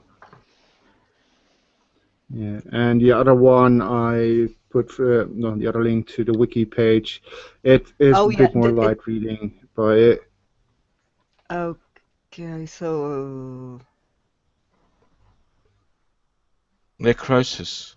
Necrosis is something else, but I see the odd. Okay, and the other. Brazi? Yeah, that's the first one that should be good. It says yes, they don't have it. Yeah. Is that the other one that is also in English? No, I see the product description and it's in Polish, so I have my doubts if any book is translated. It'd be a damn pity if it's not. Yeah, because it's a shame. They're fabulous. Yeah. And the main character in them he's such a lovable asshole. Assholes tend to be lovable, mostly. Yeah. Most of them. It's only Nisian's assholes devil's assholes that aren't lovable. Yeah. Just finishing this off. If a book doesn't capture me in the first 10, 15 pages, I put it down. This is the type of book series that I actually got caught from the beginning, and I read every one that comes out. I immediately get it from the library. I actually have a deal with the librarian. They get those books immediately after publishing, and she knows that, no, this is not going to be rented out. It's waiting for me under the table. Oh man, that's awesome. Oh, that's I cool. wish it was in English. Because I have a feeling I would love this book. There's something about it. I can feel it. I have that books that sometimes get me and capture me and stay with me, and this one looks like it. It really captures your imagination and all the things you see. I would kill to have this done like a Game of Thrones series, because they're too long to be a movie, but that would have been just fucking fabulous. In Hollywood, they lack ideas. Make an HBO Game of Thrones series out of this. It's going to kick ass. Well, I would agree with you. Yes, they are totally lacking in ideas. Yeah, Well, and that's what, like I was talking about, the book series that I like. I wish they'd make either a TV series or a bloody movie out of it. Well, they couldn't really make a movie out of it because it's too long, but. No. Game of Thrones actually is fine as it is. And you know what? Who would I actually cast as the main character? The guy that played Ramsay Bolton in Game of Thrones. He'd be perfect. Oh, I hate it for again. that He'd be perfect for that asshole. Who would that be? I have all except I'm downloading the sixth series. The guy that married Sansa in the 5th series and cut off Theon's dick. Yep. Oh, yes, Oh, him. Shit. Oh, yes. Oh yeah. The psycho little fucker. Yeah, he's perfect. Yeah. Yes. The perfect amount of psycho underneath what can seem normal. he'd be perfect to play that main character. Yeah.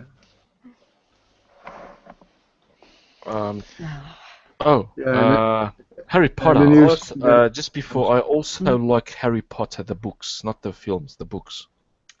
I have this thing that I can't stand the original books, but I can stand the Polish translation, which my friend reads because it's better written. Well, It's the I language. can't stand the books It's the and I can't language. stand the movie. Yeah, for me it's the other way around. I enjoy the movies. I try to read the books, but I found them too poorly written in my eyes. It's like, oh, come on. Yeah, exactly. And the translation is is better constructed. You know, the sentences are more complicated. It's just better. The translation is just better written. To me, her language is too simple. By the third book, it was almost like it was written for the movie. Probably. And then after that, that's what they seem like. They seem like movie scripts more than books. You have, yes, some degree I agree with you totally. I look at them as this way. I look at how the wordings and the themes and that. How old was he when he started? 11. 11. Yeah, 11, yeah. Yeah, written for an 11-year-old and growing every year, every book, every year, he's growing up. So that's how I see the books. I'm not. It's me personal. I'm not an arbiter of anything, but that's how I got the books. Yeah. I'm just looking through my collection of audio books. I do have Robert Jordan, The Wheel of Time. Ooh. I thought I didn't have it. That's excellent. By the way, that's the persons who do the voice acting. It's done quite well. Most books, I won't go like what the audiobooks I listen to is like, yeah, never mind, it's too monotone, but in this case, it is done quite well. Oh shit! The other one I could recommend. I have Mein Kampf as an audiobook. I actually read that to make a report about Hitler for history class back in high school. What's a good website for audiobooks? Apart from I torrent. also have Martin.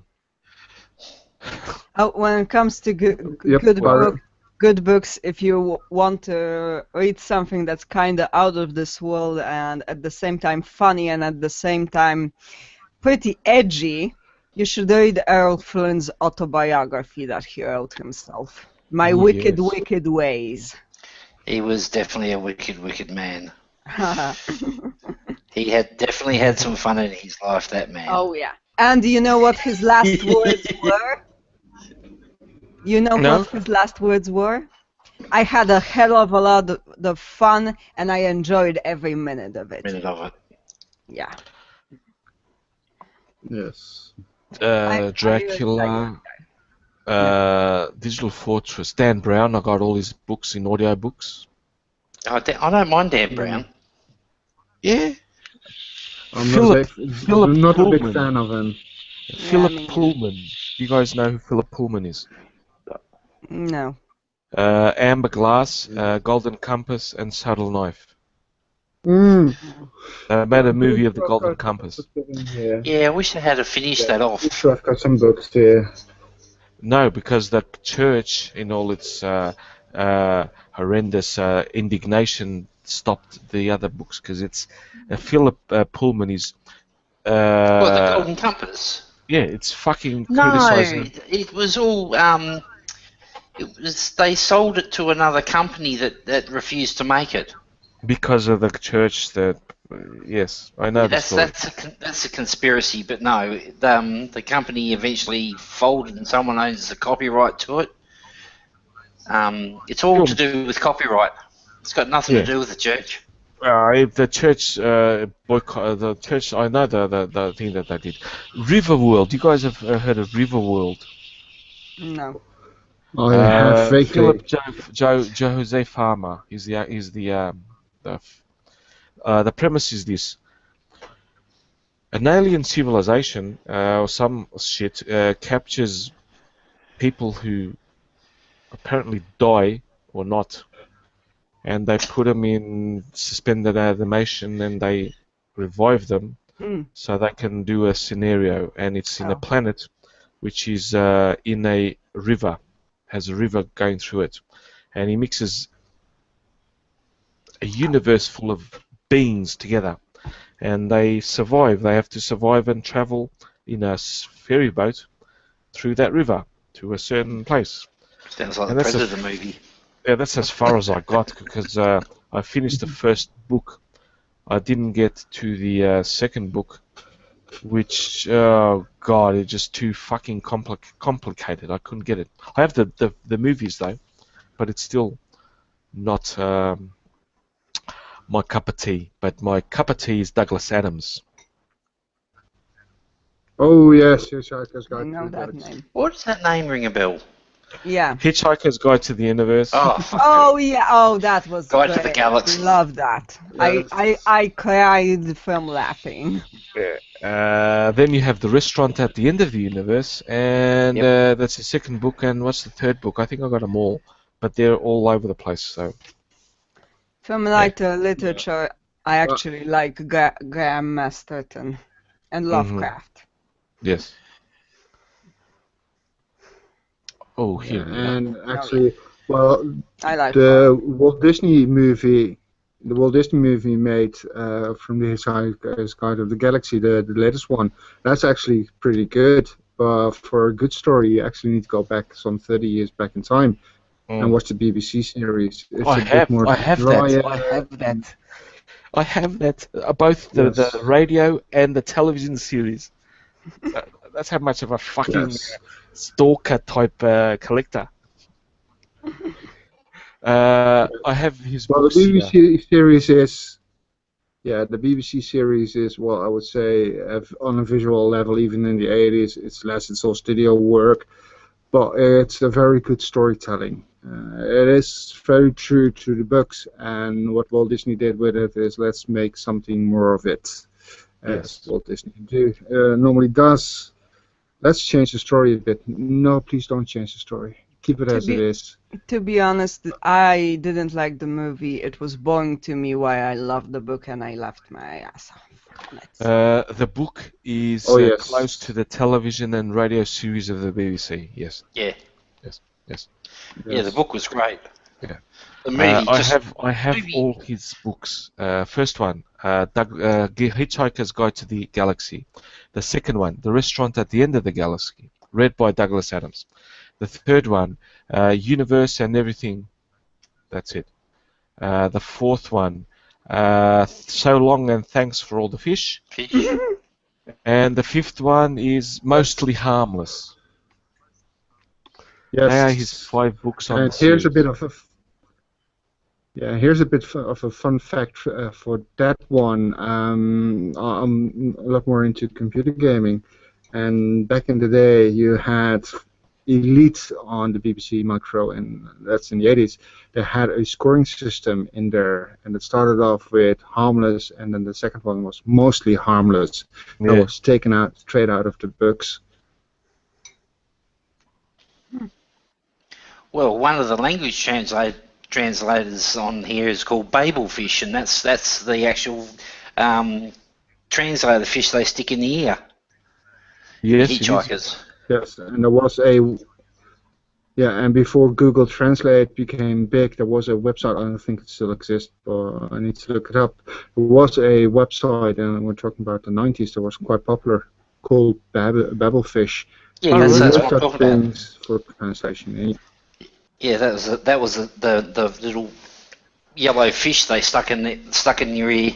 Your ear, yeah. The universal translator. Mm-hmm. Oh yeah, and that one scene with the whale and the plant in the pot. That was epic. Like the whale. Oh, I can think. Oh, therefore I am. What's that coming towards me? Let's call it this, and the plant went like, oh God, not again. That's one of the jokes that were in there. Right, excellent writer. Yeah, just one of my folders which I have audio books. This one, it has 30 gigabytes. Wow. Impressive. Yep. Memoirs of a Geisha, Necromancy, 1984, George Orwell, River World, Stephen Hawking. I really need to read that. Which one? 1984. You should, and also Animal Farm. Those are the two that you must read, because they're almost like prophecies. At this point, they are. Yes. Yeah. So, But Dracula. do you have it on book? What was that? Talk. Do you have to book it? Do you have to book at home 1984 or not? No, I have the book.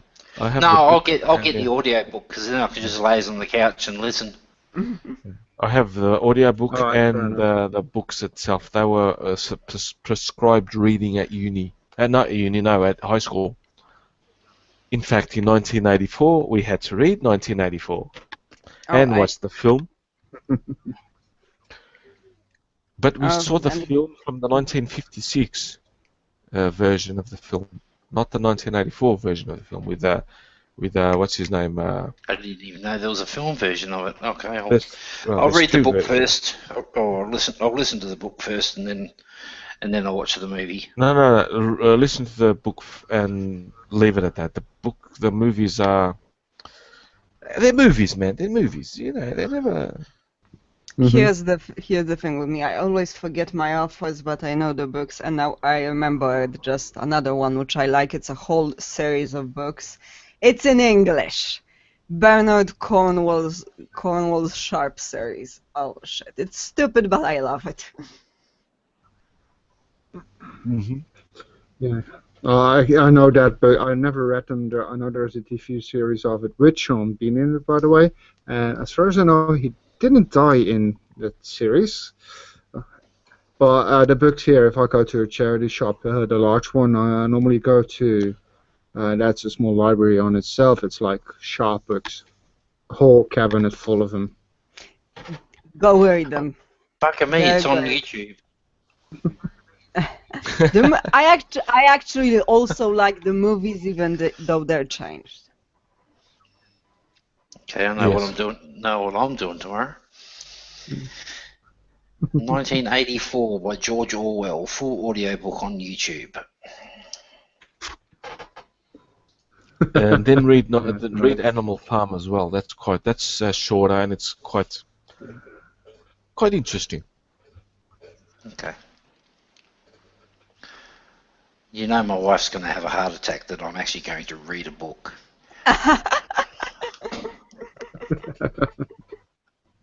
I'm actually honored that I'm inspiring you to. Me and Red are inspiring you to. I've been meaning to read it anyway.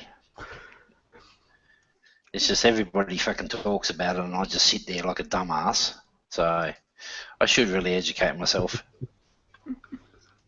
Do you know that I'm educating myself right now, just talking to you guys? You can educate yourself with anything, really, if you know how to listen. That's the thing I always say. Exactly. Yeah. Shit, I already have 3 books to look up. 2 from Tolkien and Zajhej. So, yes. Give the Raymond E. Feist books a go. His first book's called Magician. I am going to look at that. The first in the series. Romani? No, Raymond. Raymond. I'll type it in here. No, I know how to spell Raymond. I'm not that drunk. Yeah. Yeah. I'm not that drunk, man. When I'm drunk, I speak Scottish. His first book is Magician. There you go. It's very slow because he's designed the books more as a series than as a singular book. And it's the 2 main characters are Pug and Thomas. Pug becomes this fucking glorified magician, and Thomas becomes like it's sort of like the Arthur and Merlin of Camelot. Ideal. Oh, cool. And then the other side of the story, which is where it breaks off, because the story continues, but it goes in a different path. And the other side is more like a Japanese feudal society, and that's called the Rift War Saga. Oh, Well, nice. Okay, that's have a look for them as well. Yeah, that's a mix and a half. Yeah. Yeah, it's a slow read, but I loved it. Slow reads. I'm used to. I'm sort of used to slow reads. The slowest read that I had, found them.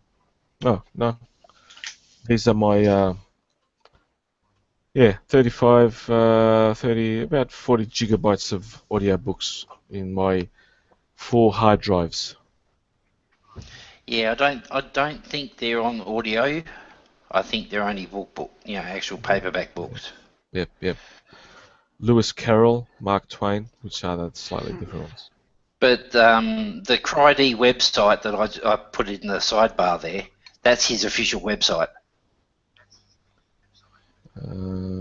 Yes. Okay. I'm gonna favorite it.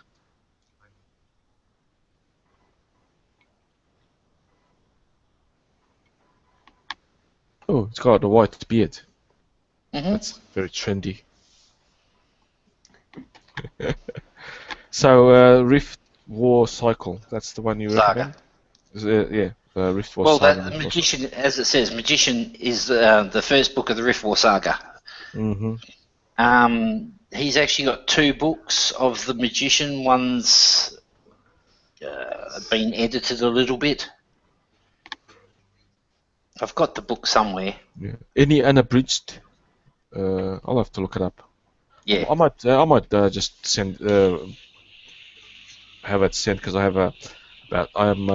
have Amazon and 2-3 companies in Portugal that do books that I'm signed into because of my kids.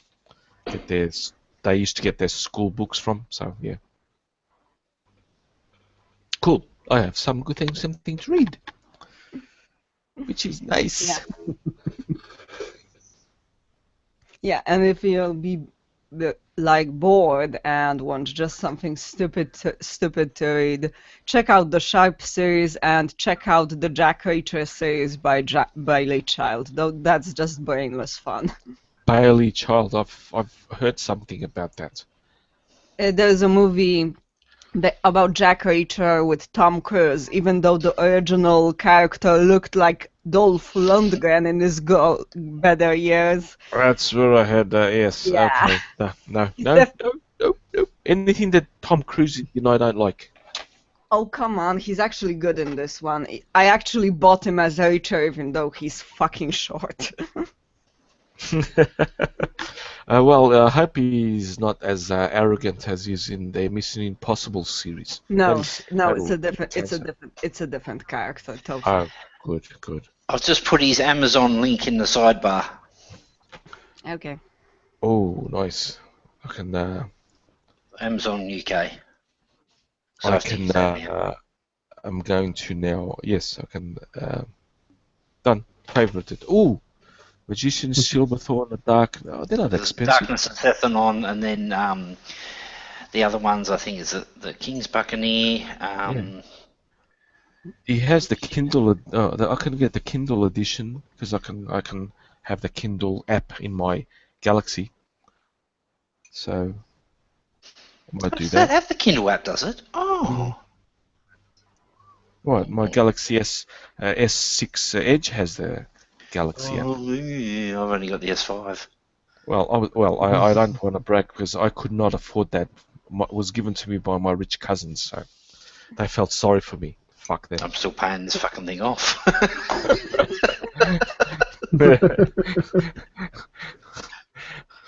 Well, if I had have actually been paying attention, I would have got the S6. I got this about a month and a half before the S6 came out. I was like, oh, fuck. It is the S5 is better than the S6 in a lot of. Well, this is my best phone's been the S3. This is a piece of shit. The compared to S3 my S3. It was a classic movie.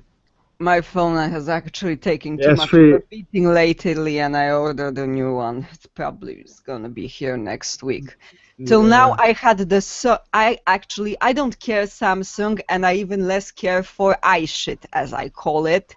I'm a Sony fan. My daughter had a Sony, and she still has the Sony, but I gave her my They're S4. Indestructible. Sonys are indestructible. And my wife's father, he's a Nokia freak. He loves his Nokia. Well, they don't make them anymore, so. Yeah. Now the Lumias by Microsoft. Yeah.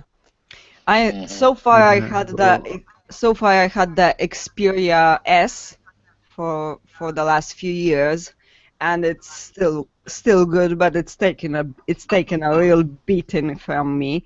I mean, you know what? I'm not even going to count how many times that thing fell on concrete and shit, but I actually flooded it 3 or 4 times, twice with green tea and once with actual boiling water, and it still works. Yes, they are bulletproof. Yes. Yeah. Well, almost bulletproof. I had a Nokia 3310. It was ages ago. I'm talking about Sony. Yeah. I'm sorry, I missed a bit, but Well, normally when they say it's bulletproof, they're talking about the old Nokias. The Sony series that you have read, they have the most awesome sound quality, and they are better than iPhone. See, I have an iPhone 5S, which is not mine. It's my rich cousins gave it to my son. And I have the S6. My daughter had the Sony. I gave her my S4, Galaxy S4, but she still has the Sony, and the sound quality is just better than any of our phones. Yeah, they are, and they have the best cameras. They really have the best cameras.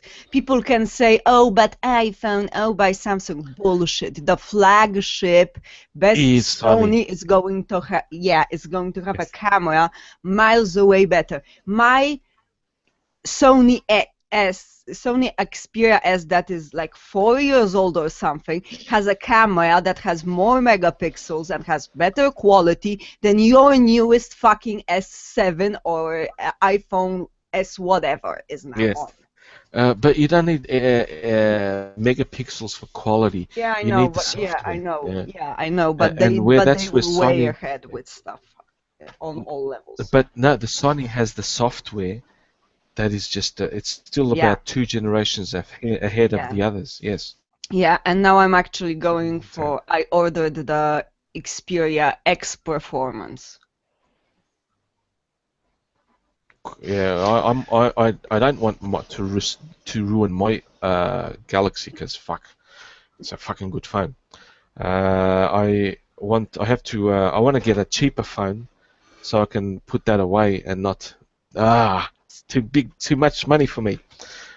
I'm afraid to handle it. It dropped twice, but I have one of those cases that are armor type, and that saved it, because when I dropped it, mine.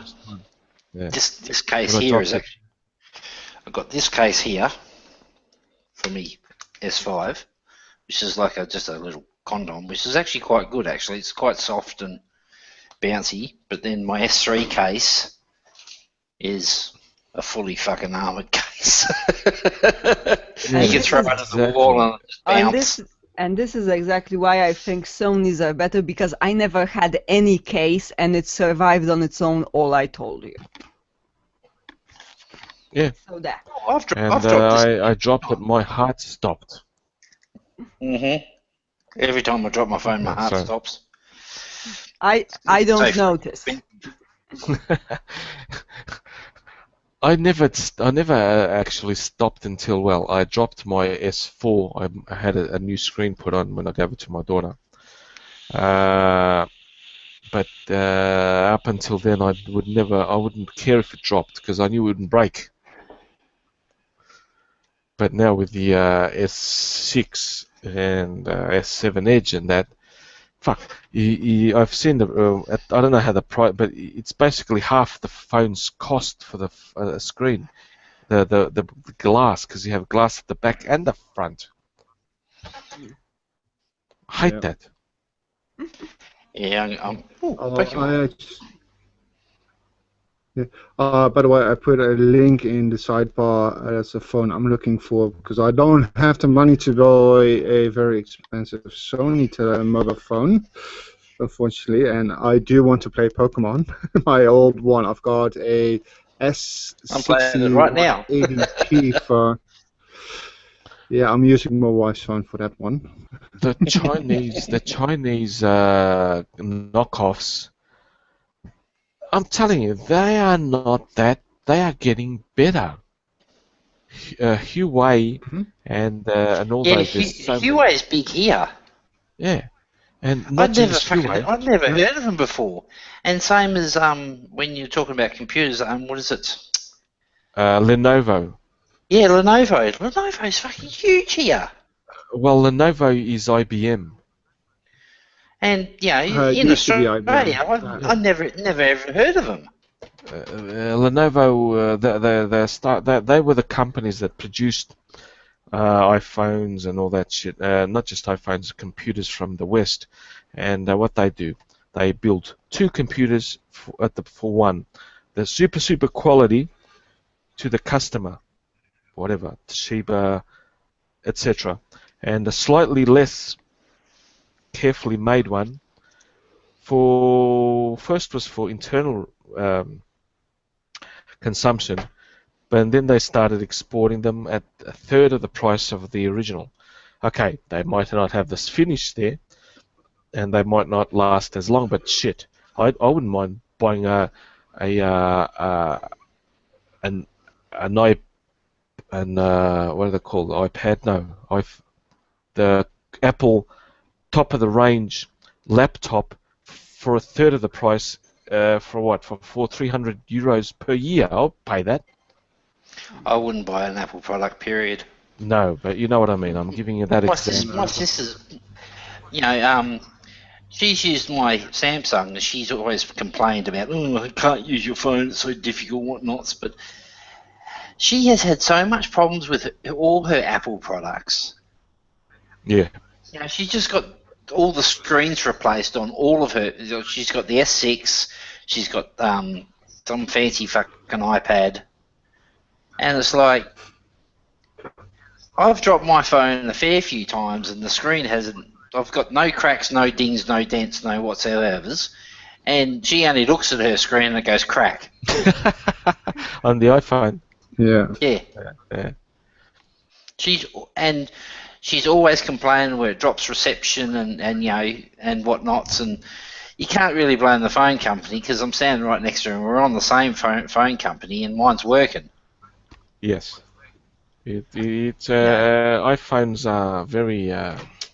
They want you to replace it every time they release a new model. They say, come here, prepare your cash and buy this shit.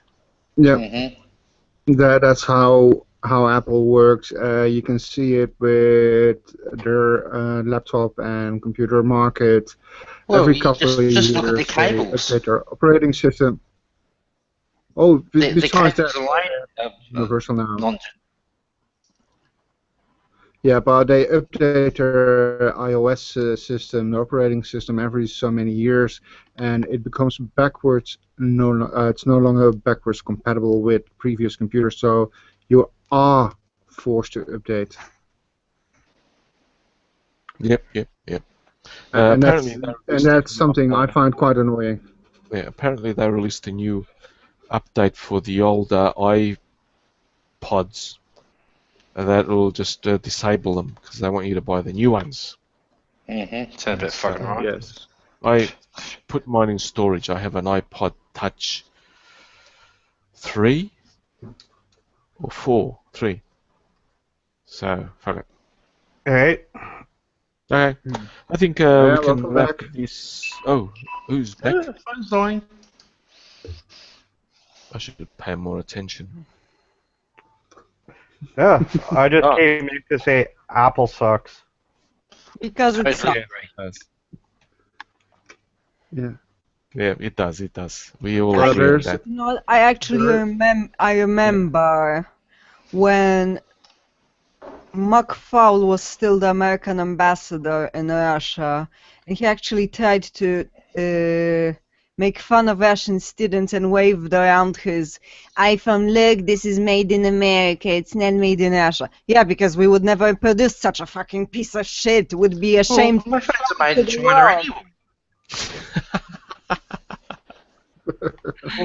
Russia has the same cell phones as the rest of us, don't they? Yeah. Yeah. Okay. So, yeah, but I'm just saying he. Well, like, the Russian ones serve vodka as well, so. Oh, damn, I want one of those Russian ones.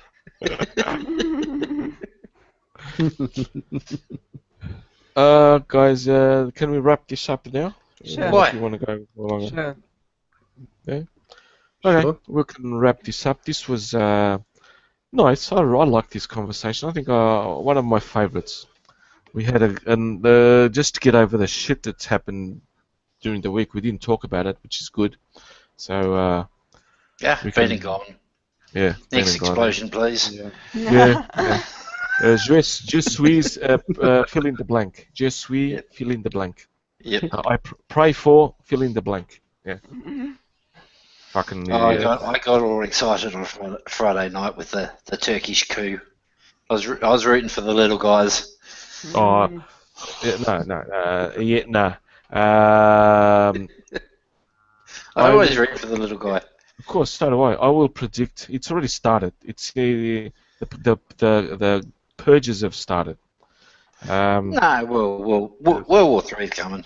No World War III. Turkey is insignificant. They are a butt stain in that area. But they will become a dictatorship most February next year. That's where I predict it. Where he suspends it's the already constitution. going on. Yeah, but he's getting rid of his opposition. It'll take a bit of time. So, Erdogan isn't going to last. Have you heard what Putin said? That that if he pulls any more shit, he's pretty much going to make Istanbul Christian again. I love. I don't like Putin for a lot of things, but I love him when he's up front.